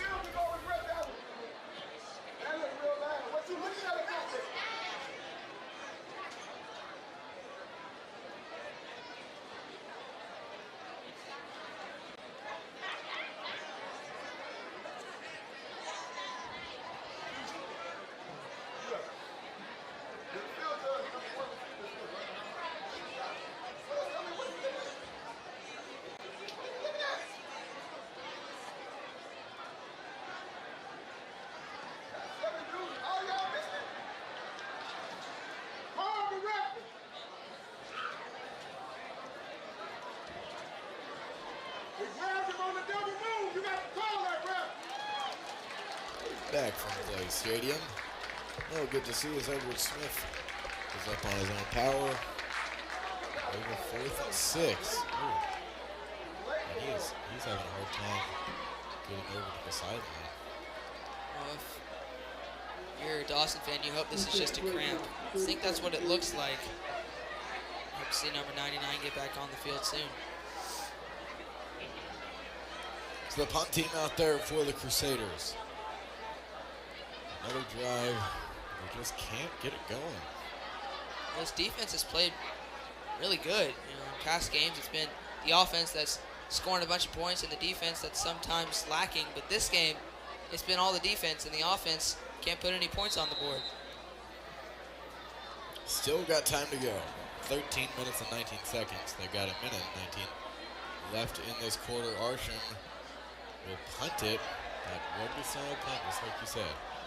And that one will hit right at about the 50. Looking at the 47, and the Dawson Eagles will have great field position to start this drive. The defense needs to make another stand right here. They've been great in this 3rd quarter. The Crusaders really need them because the offense has just not been here tonight. Dawson starts out in Crusader territory at the 47-yard line.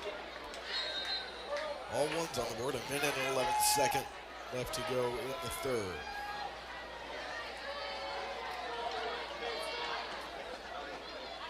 First down will be a screen past the 40 up to the 36. That one hit Dylan Bolderini. That was great blocking downfield by the receiver. Ryan Guilo, he really made that screen pass effective. If he doesn't get that block, that's a tackle for loss. He did a great job, and that's why they picked up the first down. Less than a minute left to go in this quarter. 1st and 10 from the Crusader 36. That's where Dawson's got it. It'll be a handoff to Burgess, who evaded a couple tackles and got maybe 3 there. Scared to see Burgess out there. Every time he touches the ball, it looks like he's going to break one for a big gain. And even though he may get hit behind the line, he doesn't seem to go down very easily. 2nd and 6. Most likely the last play of the 3rd quarter. Johnson's got a lot of pressure. He gets rid of it. And we set up a 3rd and 6. Good coverage downfield by the Crusaders, allowed the pressure to get to him. Johnson couldn't find anyone open. Smart decision to throw it away. That'll bring up a 3rd and 6. A big opportunity for the Crusaders to get yet another stop and keep them in the game. No points in the second half so far. No points in the first half either. No points for either team here in the second half. We had 15-0 late with a field goal kicked and nothing for the Dawson offense here in the second half. And looks like we're going to have a delay game penalty here. The Dawson coaches next to us were livid. They were calling for a timeout for quite a few seconds, but they couldn't get the message down to the coaches on the field. I think they did get the timeout off just before the play clock hit 0. So first timeout of the half for Dawson. We'll be back in just about 50 seconds.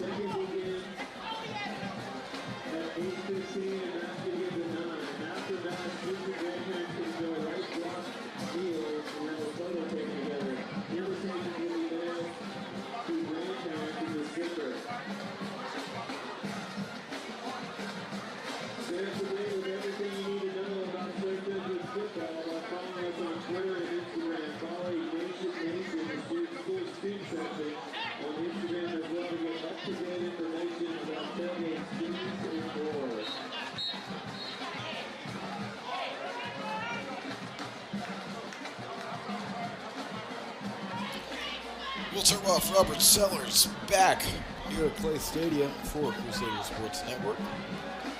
11 seconds left to go in the third quarter. It's a 3rd and 6 for Dawson. Crucial 3rd down here for the Crusader defense.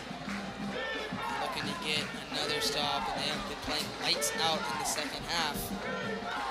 They look to get another huge play here on 3rd and 6. And even after the timeout, still some questions about the play call. 7 seconds left to go on the play clock. Johnson's got it. And he has no one to throw it to. Almost throws it in the stands there. Another play, great coverage downfield by the Crusaders. They were trying to go deep on the play. Great coverage by the secondary, and Johnson was forced to throw it away. 32-yard line. It's a 4th and 6. We told you that Carter Brown was dangerous. The kicker is out there for what would be a 49-yarder. Usually a 49-yard field goal is hard to make for someone in high school, but this guy is not like a lot of other kickers. We've seen him tonight with the huge punt. But there has been issues with special teams so far for the Eagles with those 2 mixed extra points. So we don't really know what to expect here. Evan Ford back deep. And the kick is off. And my goodness, it's perfect. Tempe will be lucky to have Carter Brown in a couple months. It's good. It extends the Dawson lead to 18-0. That kick right down the middle and distance to spare. And now a 3-possession lead for the Dawson Eagles. We'll be back in just a bit.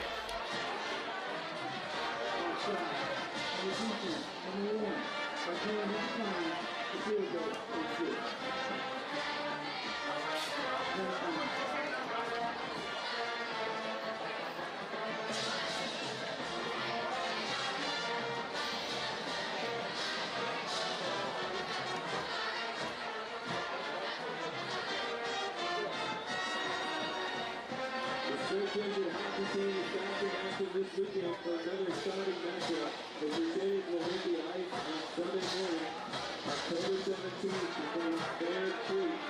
They will both meet the championship programs.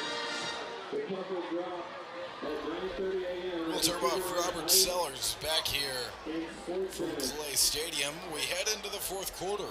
Your Shark Joseph Fighting Crusaders trail the Pearland Dawson Eagles 18-0. If they want to start coming back, it's going to have to start right now. They need to play perfectly in the fourth quarter if they want to win. And that starts on offense, because on offense they have gotten nothing the entire game. They've gotten down into the red zone a couple of times, but just can't score. They're close almost every time. They've got 12 minutes to get 18. It's a 3-possession game. Won't be easy. Never has been for the men in green.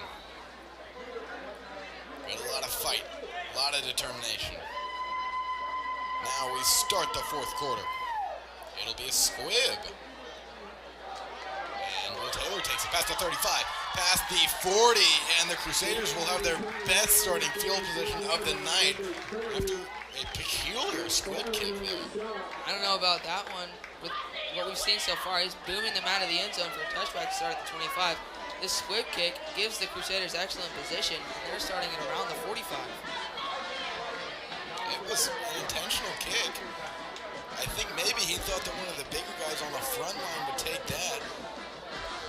Unluckily, it was Will Taylor who picked it up for the Crusaders. They'll start out at their own 44. Fusick back out there.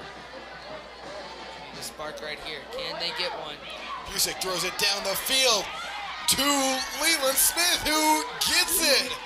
They finally get the big pass of the night that they've been looking for, and they are all the way. What a throw by Fusick. Just drops it right where it needs to be, right to his favorite target, Leland Smith. That could not have been more on the money. And the Crusaders are on the move once again into the red zone, and they need to score here if they want a chance at this. Red zone trip, and it's an empty set. Joel Crawford comes out, an extra receiver in for Bryce Fusick. The pass, Fusick looking for something, and he will take it himself and get a good gain there. Once again, Fusick couldn't find anyone open. Uses his legs to make a play and picks up 5 yards. Maybe the most momentum that the Crusaders have had all night. Definitely on offense. Well, definitely their biggest offensive play so far. Finally going deep on the sideline to Leland Smith. Something that they've been able to do all year. See if they can capitalize off of it. 2nd and 5 from the 10. Bryce Lanier in motion. It's going to be a pass to Leland Smith. And he will take it down. It will be 3rd and short. 3rd and 1 from the 6-yard line. Joel Crawford headed back in there. Chico Smith, Thomas Jewett come along with him. 3rd and 1. Handoff to Joel Crawford. And he will get close to a touchdown. They'll get the first. Clock will stay running. I like the play call by Coach Fikosh. Just hand it off to your running back. Give that offensive line a chance. Great blocking up front on 3rd and short. An easy first down. And the Crusaders need 6 right here. Cannot settle for a field goal. 1st and goal from the 1. Fusick.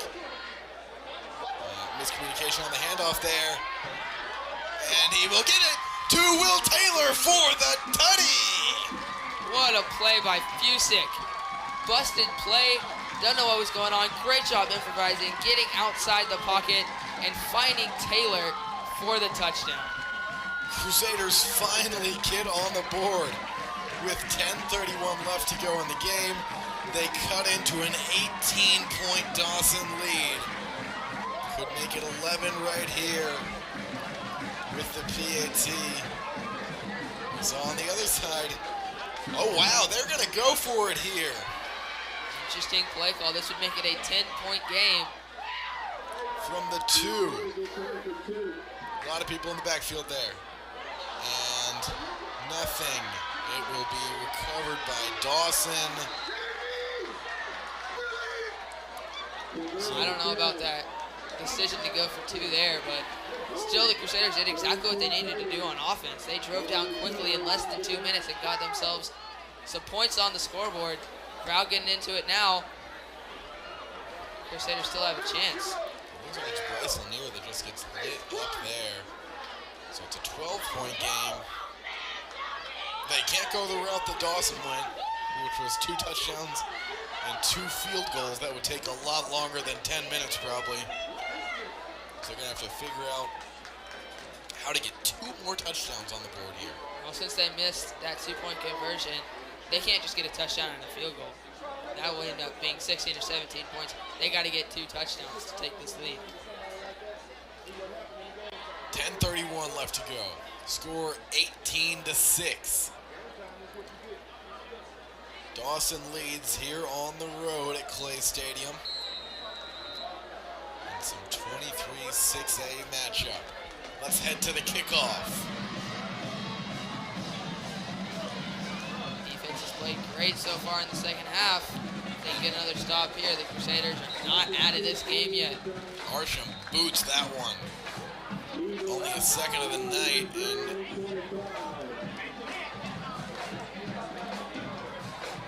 it'll be a touchback.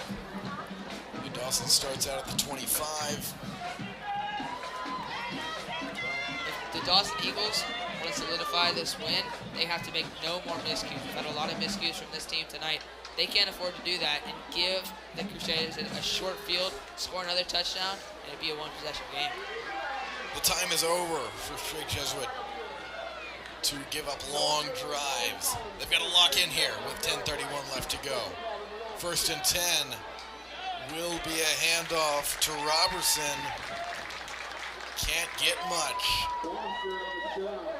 That was Jake Foster on the stop. Great play to penetrating that defensive line at the linebacker position. Nice first down stop for the Crusaders.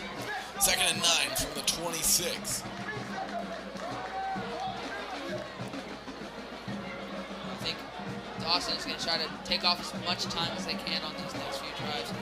Running the football mostly is what I think they're going to do. Try to waste and get rid of this clock. Now 10 minutes left to go in the game. 2nd and 9. It will be a pass. And Ryan Guillo gets it past the 45 near midfield. That's just something that you don't want to see if you're the Crusaders. Looked like they were selling out for the run. Play action pass. Crusaders didn't see it coming, and a big first down for the Eagles. Big first down. 1st and 10 at their own 48. That's where Dawson is now. Now 9:27 left to go in this game. Crusader defense has made some big plays tonight. They need one right now. Johnson hands it off to Robertson. Gets it right up to midfield. Crusaders have done a pretty good job stopping the run today, all things considered. They just got a hold right here, 2nd and 7. They got a chance to stop them, and they cannot let the Eagles get into field goal range once again, because we know if they get anywhere close into field goal range, it's pretty much automatic. 2nd and 7 from the Crusader 49. 8:38 left to go in this game. Straight Jesuit down 12. Handoff to Burgess. He barrels. He just breaks off of that line. So much speed from Burgess. 3rd and very short. The biggest plays of the game for this Crusader defense. They could get a huge stop right here on 3rd down and 1. 3rd and a yard from the 43. Like you said, Robert, maybe the biggest play so far of the night. Talked about Crusaders needing to stop those long drives. With less than 8 to go in this game, they're going to need to stop. 3rd and 1 will be a first past the 40. Burgess somehow stays on his feet, gets down to the 37-yard line. He's been the X factor today for the Dawson Eagles. Once again, they give it to him in their clutch situation. He delivers with a big first down. Time keeps ticking away as the Eagles' long drive continues. 7:30 left to go in this one. Crusaders still in it. But Dawson has another set of downs now. 1st and 10 from the 37. Field goal would not be game ending. It would still be a 2-possession game with the field goal.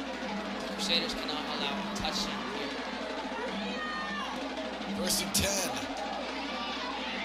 Johnson takes it himself, but won't get anything as he run out of bounds in front of a lot of pressure. They almost got him behind the line of scrimmage. That was number 31, Will Washel, who was back there first. Couldn't bring him down. still a good first down play for the Crusaders as the Eagles move yards. Well, the Astros are down 2. 3-1 Red Sox lead in the bottom of the 4th. So we're looking for the Astros and the Crusaders to come back late on a Friday night. 2nd and 11 here for Dawson. And a near interception there from Billy Van Pelt. It is a reception, though, by Ashton Stroman. Oh man, that was dangerous. Right through the hands of Van Pelt. That could have been terrible for the Dawson Eagles. It could have been great, a huge play for the Crusaders, but instead we got ourselves 3rd and 7. And let's see if the Crusaders can get off the field here. Last 3rd down, they handed it off to Burgess for the first down. Crusaders need a stop. 5:53 left to go in the game. 3rd and 7 from the 34.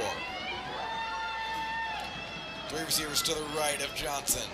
It'll be a handoff to Robertson. He'll get past the 30, but I don't think it's enough for the first. Decision now for the Dawson Eagles. And a timeout taken by Strake Jesuit. Think about this. From the 30, you got a pretty strong kicker. He made a 49-yard field goal last drive. This one would be about 47 yards. You'd think you could take your points, but it is only 4th down and 3. Very tempting to go for it here. Be an interesting decision to see what happens. He made it with ease from 49 just a few minutes ago. But it doesn't seem to me that the Dawson kick team is out there. I believe that Colin Johnson and crew, and just as I say that, it looks like Carter Brown is over there. Both teams being set up. They're looking to see what Strake Jesuit has lined up, I think. Looks like they're going to go for this one. They will go for it. This would be a huge stop for the Crusaders to give them all the momentum in the world. 4th and 3 from the 30. 4 receivers out there. Leland Smith trying to get the Strake Jesuit fans hyped up. 5:34 left to go in this game. Here's the snap. Pressure on Colin Johnson. Deep out to Ashton Stroman for the first. And Dawson is within the 10. Well, that was a great throw and a great route going towards the sideline by number 1, Ashton Stroman. He got open. Johnson put it on the money, and a huge first down conversion for the Eagles. Now they have it 1st and goal inside the 5. A touchdown could end the hopes of the Crusaders. If they ever needed a big play, they need one right now. Stroman just got away from Evan Ford there. And this one is, well, not sure what's going on here, to be honest. I believe there might have been a flag on the last play. Sticks aren't moving. And there they go. The offense is still standing at around the 30-yard line. But the sticks are now moving Towards the 19-yard line. The catch was made inside the 5. We hope to get some word on what just happened here. It's going to be a first down from the Strake Jesuit 18-yard line. Guessing there may have been some sort of taunting or unsportsmanlike penalty on the Eagles that maybe pushed them That back. would be my best guess. 5:29 left to go. Dawson's got a 1st and 10 from the 18. Colin Johnson hands it off to Robertson. Nothing there. Crusaders have got more room to work with now that they're not pinned up inside the 5. Still, though, a devastating 4th down conversion. Crusaders are about to get off the field there. Now a player down for Dawson. We'll be back in just a second.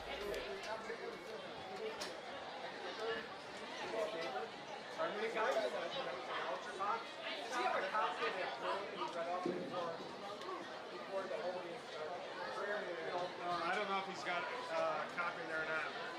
I go check. Yeah, they read it from something, I think.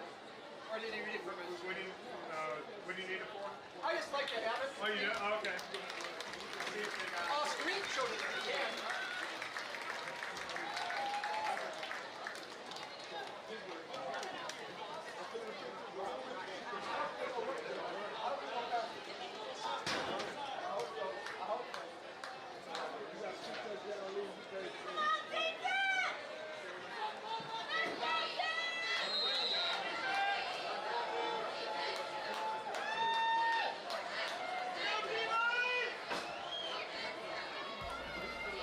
Back here after a 2-yard loss on first down, it's 2nd and 12.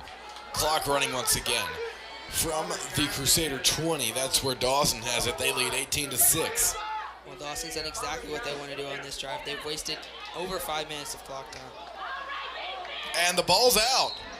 And Straight Jesuit is saying that they have it, and they do. A huge turnover with 4:46 left to go. Well, how about that? The Crusaders get exactly what they needed. A turnover, and the offense is taking over. We'll see who caused it. We're going to try to get a number on whoever that was. I think it might have been Mark Arsham. He was definitely in there. So Strike Jesuit takes over at the 18-yard line. It's their own, but it's a start. 4:46 left to go. This game nowhere close to over. Going deep Fusick again. going deep to Leland Smith. He overthrows him, though. That time the safety was there. He had a step on the cornerback, but Fusick just could not get it to Leland Smith. I like to see that they're now stretching the field and taking some shots. They could not connect on that one, and they'll bring up 2nd and 10. It is shot time here at Clay Stadium. 2nd and 10. Fusick stepping back, looking for another deep throw to Leland Smith. It'll get the first down, and the most important part, he steps out of bounds. Well, it's good to see Smith get going. Of course, he had a big drive last drive. They've gone to him twice already this time. He's been Fusick's main target this year. If they can get him going late, he could be the X factor in a Crusader comeback. 4:36 to go with the 29. Fusick rolls out. Get it to Bryce Lanier, who steps out. A short gain up to the 34, makes it a 2nd and 5. They're just continuing to take shots toward the sideline, preserving as much time as they can. It's a great job by Fusick. Once again, keeping pocket presence, finding a man for a completion instead of taking a loss. 4:31 left to go. Crusaders have it at their own 34. Fusick gonna roll out again, and he will get it to Bryce Lanier, but he takes a huge hit. It'll be an incomplete pass.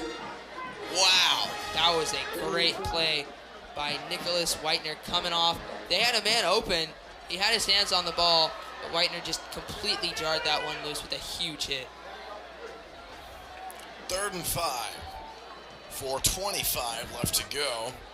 Strike Jesuit down 12. The Crusaders have got to score some points on this drive. See what they can do here. Crawford in motion. Fusick stepping back. He is going to throw it deep. A lot of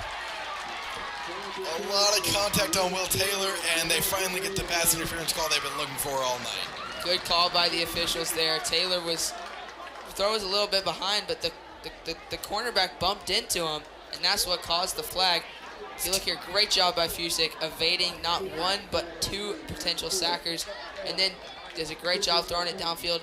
Easy pass interference call. That was number 4, Jaden Walker. That's a no-no right there. And a big first down conversion for the Crusaders. It'll be a 1st and 10 for the Crusaders. 15 yards from where they were. 4:18 left to go in this game.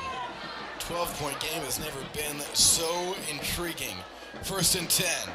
Fusick will throw it to Will Taylor on the other side of the field past the 35-30. And Will Taylor drags himself all the way past the 25-yard line. Now this is the Bryce Fusick that we know. First read's not there, steps up, makes a play. Taylor does a great job getting open, then gets past a man and drags another for 10 yards. We've got another play here.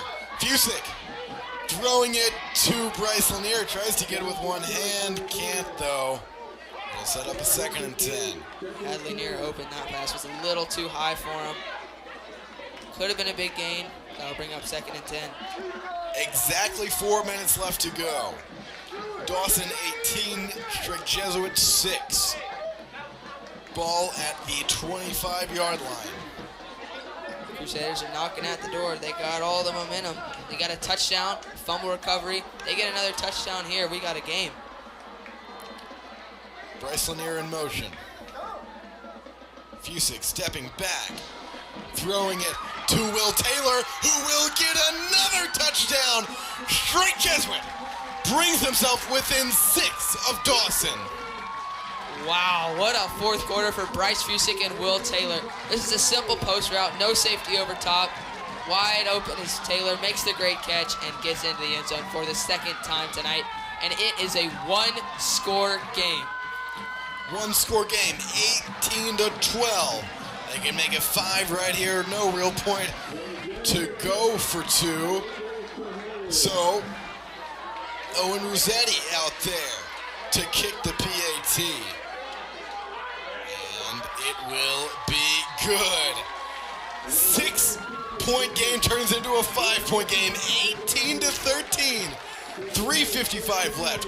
We will be back in just a second from Clay Stadium.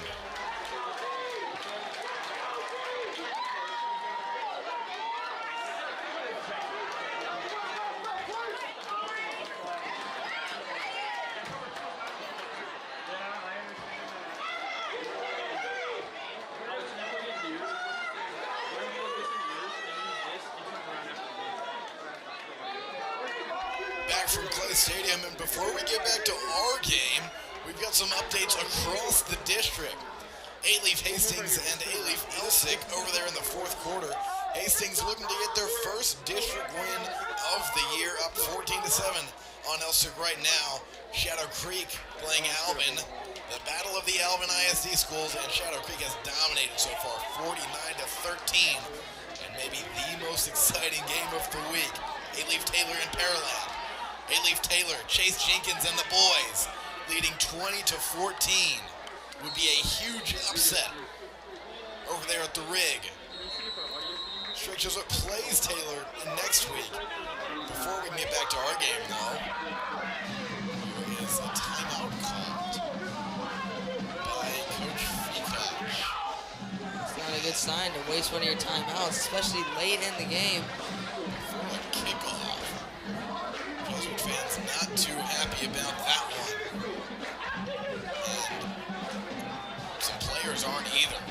Some choicy words by a few guys down there. Tensions are running high. They want this game. More than words can describe. They don't want that 3rd district loss. Well, Go back to the playoffs. And they're going to need to win this one. Well, in the first 3 quarters, Jesuit put up 0 points, but in the 4th quarter, their offense has really exploded. 2 touchdowns for Taylor, 2 passing for Fusick. They've had a great comeback effort right now. They're only down 5. They're a defensive stop and another touchdown away from getting a win.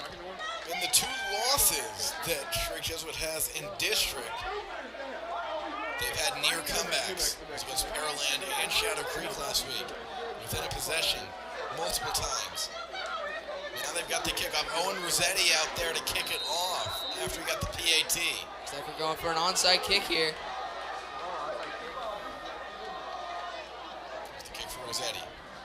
Will be an onside, but recovered by Dawson at the 45. It's Tony Robertson. That's great hands play there. That ball was coming hot.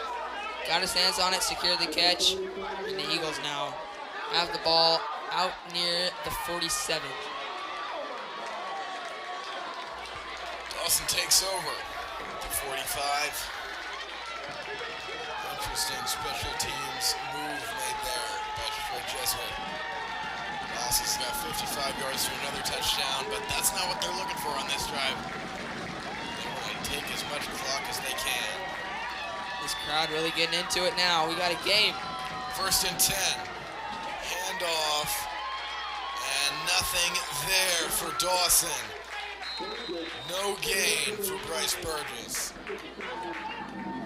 How many times have we said that tonight? No gain for Bryce Burgess. Now we got a timeout on the field. It'll be an injury timeout, I believe. Another Dawson player down. David Escobedo down for the Eagles. And with that, we'll be back.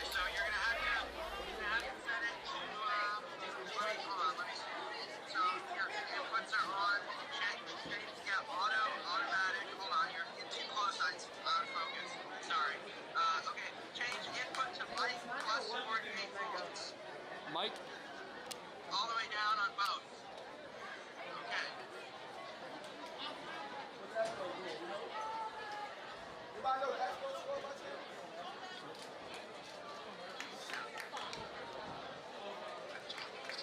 And the booth announced the Astros game. Is that right?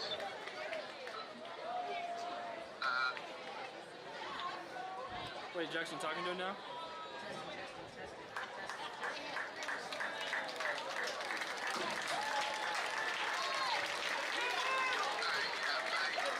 Good?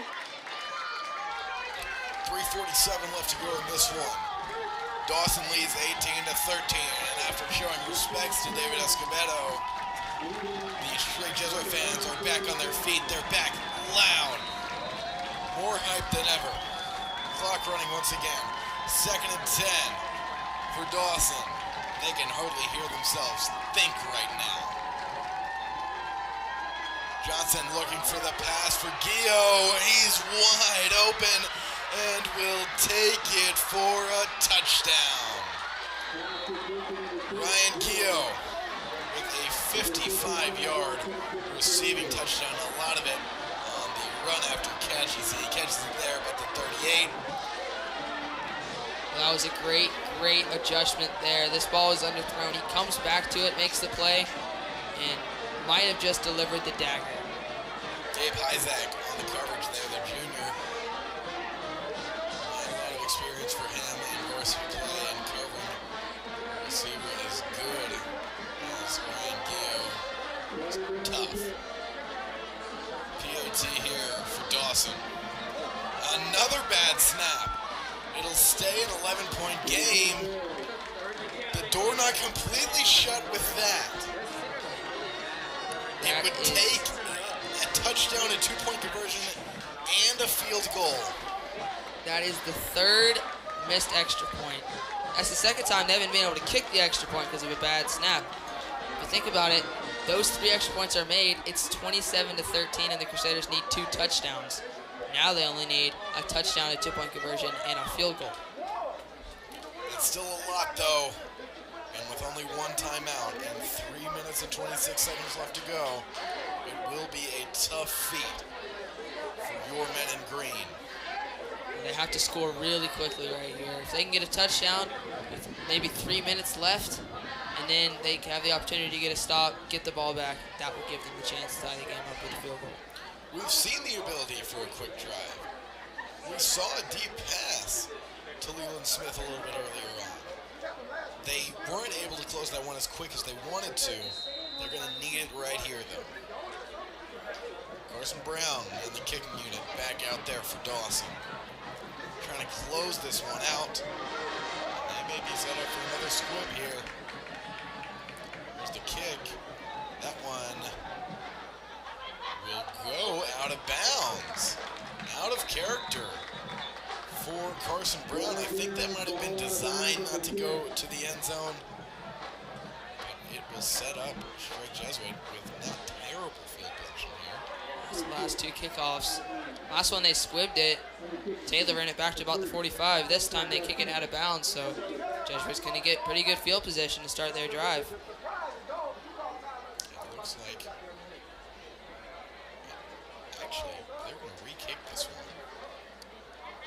So free kick here. I think there might have been a penalty on the original kick. So Dawson has another chance maybe to not do what they just did. Get another kick off. Interesting turn of events. Guess they're kicking it from farther back. Will be kicking it from the 35 instead of from the 40. Maybe this will allow the Crusaders to get a good return. Starts at his own 25-yard line. There's the kick. That one will drop at the 5. Craig Royal taking it. Past the 15, past the 20, 25. He will go all the way to the 35. That was a great return. That ball looked like it was going to bounce out of bounds again. Stayed in bounds. Great job by Royal to catch it on the run and get 35 yards out of that return. Crusaders not terrible field position to start this drive. There's a lot of fans. A big gasp there when it didn't go out of bounds. The 4-yard line, I don't think Royal was expecting it to take that bounce. Ended up taking it all the way to the 34. Crusaders back out there on offense. 3:21 left to go. Busick rolling out. A lot of pressure. He's going to try to get rid of this one, and that's what he'll do. Great coverage downfield. Of course, Crusaders trying to go deep. And if I'm the Eagles right now, I'm just playing deep zone, telling everyone just don't allow the big play. They did that there. That's why they got the incompletion. 3:15 left. Crusaders have got to get a big play here. Especially with one timeout. They're not going to be able to stop the clock a lot when the Eagles get the ball back. 2nd and 10. UC's got it. He will throw it deep. Holden Maples a step ahead there, but he can't hold on to it. It was tipped by Gabriel McFarland. That one hit his fingertips. That would have been a touchdown if he were to hold on, but instead we got a 3rd down and 10. That had potential to be the big play that the Crusaders needed. Fusick, pretty good pass, maybe it's slightly underthrown. That's why the DB tipped it, and that's why it's 3rd and 10 from the Crusaders' own 34. 10 there, even with the big shot, but they may have to go with another one right here. He's dropping back. He's going to throw it to Leland Smith, who will get it at the 46-yard line and then step out of bounds. 3:02 left to go. This is the 2nd time we've seen Smith run that out route. The play before, he went on the deep route, so we had to keep that DB honest. This time a little comeback route for the 1st down. Clock running again. Fusick is going to take it himself past the 50-45 to about the 42-yard line on the other side of the field now in Eagle territory. That's a big 1st down run by Fusick. Got good yardage and also, importantly, got out of bounds. The Crusaders in striking distance. 2:50 left to go. The target to end this drive is probably right around 2 minutes. But you know, they just want one more shot. A lot of receivers out there. Might get one-on-one coverage with Smith. He's got some pressure. There's a flag on the field. This one may be a hold. And Fusick will be taken down right at about the line of scrimmage. Usually a flag in the back means a holding call, and it looks like that's what we have. And the Crusaders are going to be pushed back 10 yards from the 42, so they'll start from their own 48. It's now 1st and 20 on the other side of the field from their own 48. Holden Maples at wideout on the left side. Will Taylor on the right. Leland Smith and Bryce Lanier at the slot. He's dropping back. He will go in, take it himself past the 45. Get some more room past the 40. And he turns lemons into lemonade right there. Well, we've seen him do it many times on the first touchdown pass to Taylor, and also right here, kind of a little broken play. but he takes off, gets the most out of it, picks up a nice 15-yard gain. 2:10 left to go in the game. 2nd and 5 from the Dawson 37. Gets it to Holden Maples, but that one's, he can't get it. Maybe a little bit too low for Maples right there. Even if he caught that and got the big first down, the clock would continue to have ticked. So in some circumstances, that might be a good thing. But 3rd down and 5, the Crusaders are looking for a quick first down, and getting out of bounds. Coach Allman talking with Bryce Fusick right here. Play clock at about 18. Ready to get quick. Will Taylor and Leland Smith next to each other. Red Thibodeau actually in now. 8 seconds left on the play clock. Crusaders getting set. Fusick, more pressure, has to roll out again. Gets to the 30, but the clock will stop ahead of the first down. They're going to have to go quick. Well, once again, Fusick cannot find anyone open downfield. It's been a trend recently in the last 3 plays, so he just tucks it, gets what he can. Nice run for the first down. And a timeout called by Dawson. Right as that one was being snapped, 1:46 left to go. Dawson leads 24-13. Maybe the biggest storyline of this game. Rick Jesuit with only 1 timeout left. They're going to need an onside kick. They don't have enough time to give it back to Dawson anymore, Robert. Well, late in this game, you're going to have to remember that timeout that they took during that kickoff. They had 2 timeouts left. They were going to do a regular kickoff, and they took a timeout and did an onside kick, which was unsuccessful. That could cost them late in the game a good 40 seconds. And that's crucial in the game with 1:46 remaining, down 11.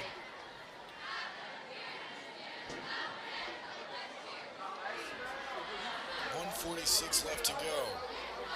On the timeout here, Bryce Fusick does not have his helmet on. There he goes, maybe just wanted to show off the new cut on his birthday, looking for a win here. We called that earlier. 1st and 10 from the Dawson 31. 1:46 left to go in the game. Fusick, pressure on him again. Gets it to Crawford, but he'll drop it. So that was great pressure off the edge. And that's, you only see it too much when a guy gets right through the offensive line and gets pressure in your face. Receivers continuing to just not get open, and Fusick's been forced to try to just get what he can on the ground. So 2nd and 10 from the 31. 1:42 is what the clock reads. Joe Crawford staying out there as a receiver.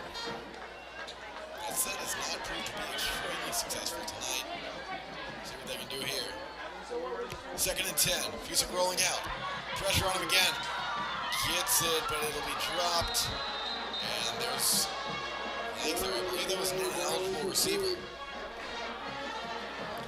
Well, Fusick once again was pressured, and he couldn't really find a place to go, and he had to just dump it off short. And once again, can't find anyone open downfield, so he's been forced to just get what he can improvising. Let's see what the penalty is for here. 1:36 left to go.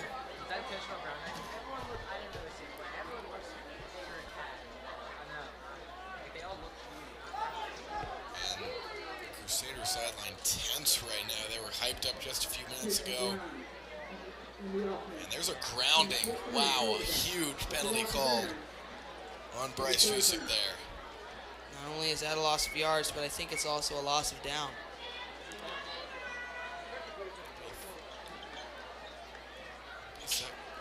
Looks like 2nd down right here. 3rd. Wow, huge penalty there. 3rd and 17. And actually the referees are going to deliberate about this one just a little bit longer. But either way, not great for the Crusaders. That's not a good play there. Well, the drive started off well, but lately Fusick just hasn't been able to find anyone open downfield. And they need to have some people open downfield if they're going to score a touchdown quickly here. Only 1:36 remaining They're going to need a quick touchdown and an onside kick if they're going to want to win this game. This would be one story if all they needed was the touchdown right here. They need another score after that.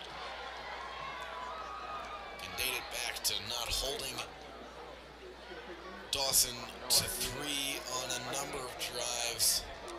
24 points doesn't sound like too much. It could have very well been a lot less than that. Shut him down here in the second half. Definitely have to give a lot of credit to the defense. Many times they've had, the Eagles have had great field position and failed to score. This defense is what kept the Crusaders in the game when the offense was playing poorly. For a while it didn't look like we'd be in such a close game, such a high-intensity game with a minute 36 left to go. Although not everything has played out the way that the Crusaders wanted to, they are still in this one. Like you said, the Crusaders, they don't give up. They fight till the end and they give it everything that they have, and that's what they have done tonight. They faced adversity, but here they are still having a chance to take down the Eagles. And now, still talking there. Now they're talking to the head coach of Dawson.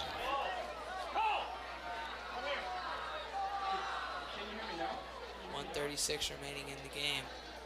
Referees trying to decide the down, the spot, whatever it is. It's been taking a while.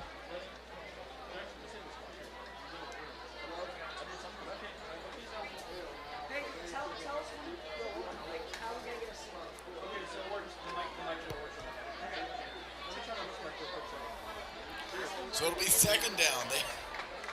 They go back and forth on that play. We're going to say second down and 17. This rolling out. Looking for a deep pass. Will Taylor. And that one incomplete. He almost got his feet down. That would have sealed the game.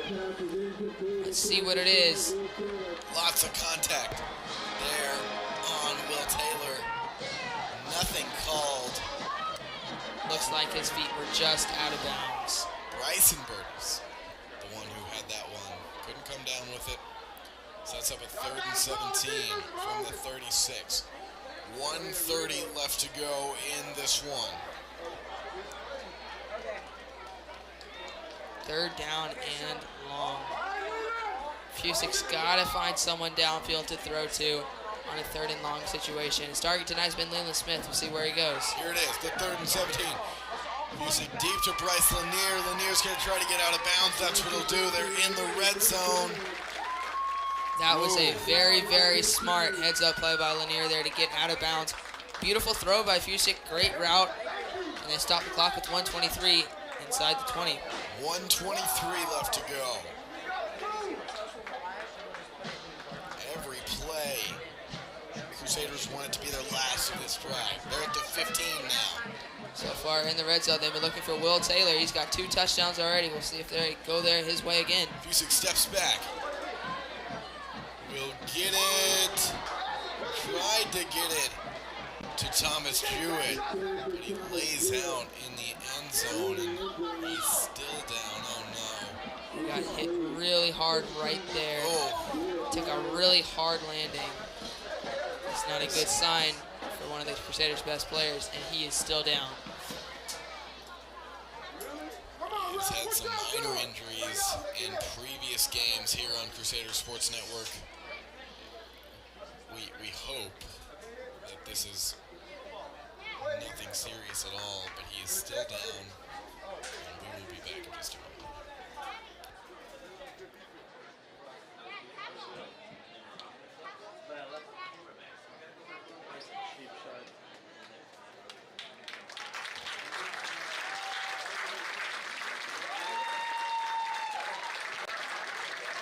Thomas Jewett back on his feet.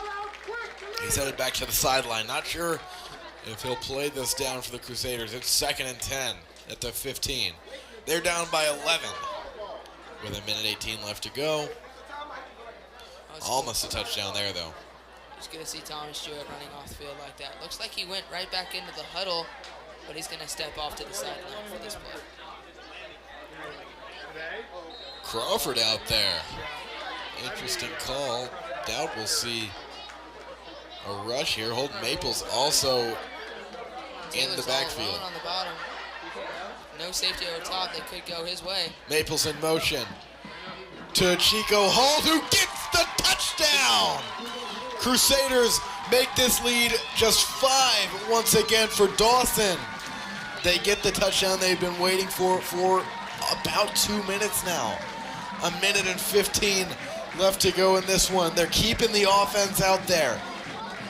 That was a great read by Bryce Fusick. The tight end just ran right up the middle, found the soft spot. Fusick found him, and now a crucial 2-point conversion to make this a 3-point game. Need to make it right here. They just want to get a field goal. Fusick. And he'll get in. The 2-point conversion is good. Thomas Jewett, little trickery right there. And the man who was just injured on a couple of plays previously dives into the end zone, and we got a 3-point game. 1:15 to go. 24-21. Dawson leads. There's no way we're seeing a regular kickoff here, Robert. If they went for an onside kick down 11 with over 3 minutes to go, no doubt they're going to go for an onside kick here.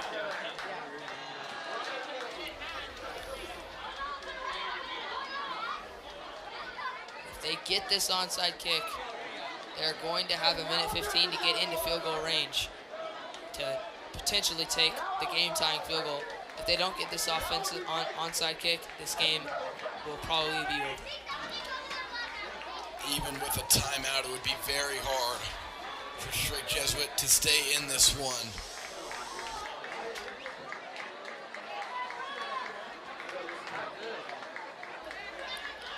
Mark Archman back out there to kick it. We saw Owen Rossetti with the onside kick earlier. Here it is.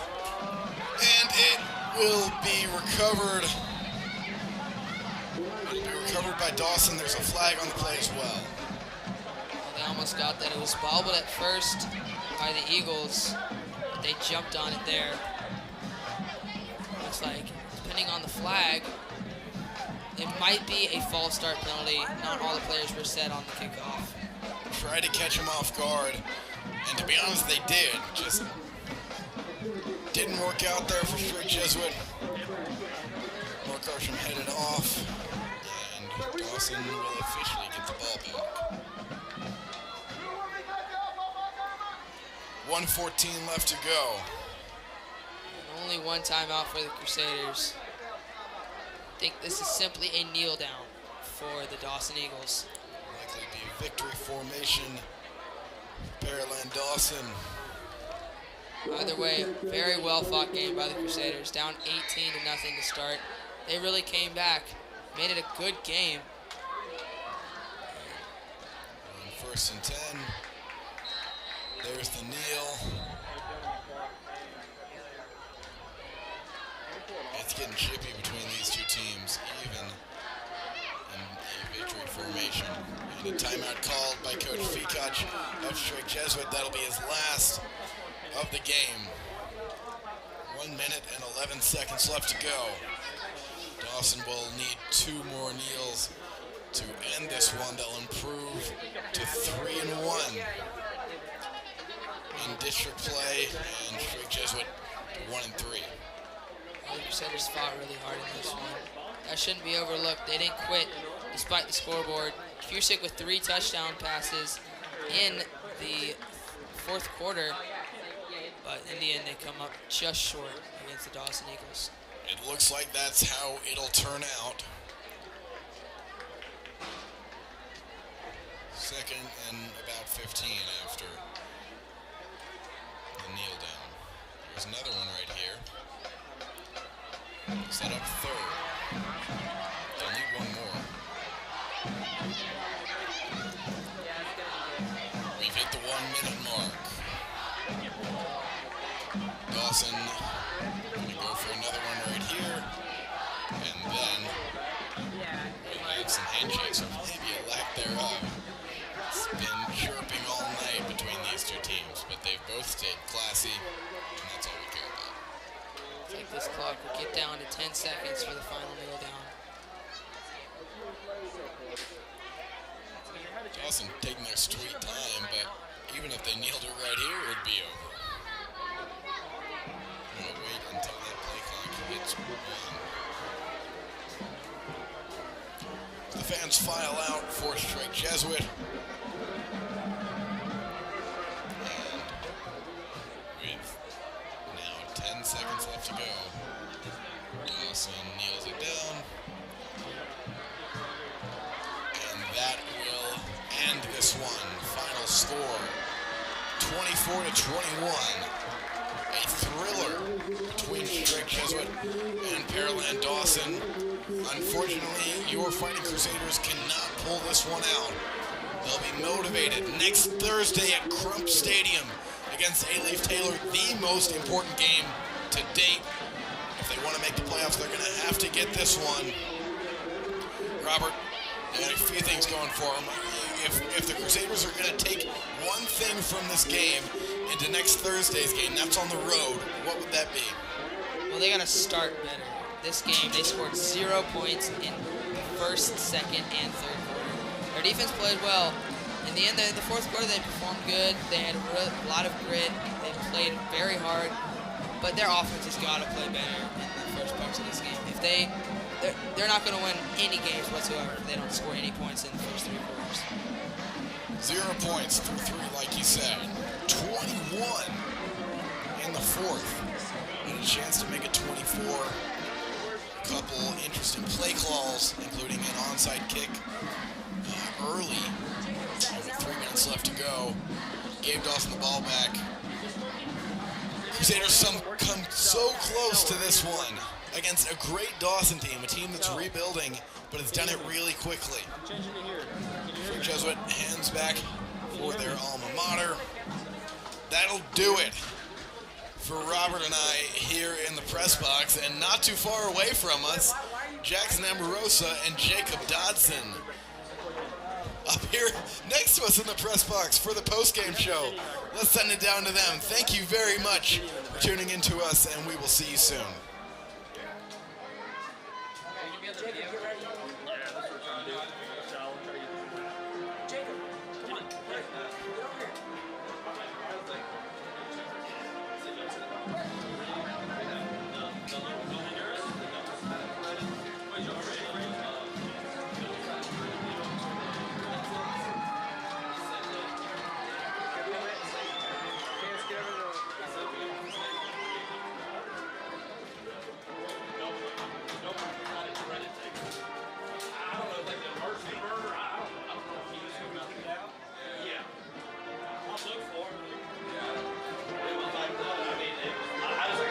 Ladies and gentlemen, we are here for our post-game show. As you can see, we're bringing you a new angle. We are outside, up near the press box of Crusader Stadium. I'm Jackson Amorosa. I'm joined here by Jacob Dawson. And this game was an exciting finish for the Crusaders, who roared back with 21 points in the second half, but they do fall to the Eagles, 24-21. Bryce Fusick led an impressive comeback with 2 touchdowns to Will Taylor. Jacob, what did you really like about that second half? I really like the fight they had coming back in this second half. In the first half we were struggling, in the second half we came out strong. We had 2 consecutive touchdowns. Our offense really pushed forward. We had more completed passes. We had a higher rushing rate. Overall, it was an absolutely awesome performance and great second half. Yeah, I think the determination was there. Just ran out of time at the end. The Eagles were able to, drain the clock. But I think, this gives us some momentum as we travel to A-Leaf Taylor next Thursday. But, the resiliency and the ability of Bryce Fusick to keep his offense in the game was really important, and, was almost led to a comeback. Yeah, but that is all, and we thank you for joining us from Crusader Stadium. We hope you have a great weekend, and we want you to join us once again at our next home game. Once again, I'm Jackson Amorosa, and I'm Jacob Dodson. It's nice to have you on the show. Have a great night. Thank you.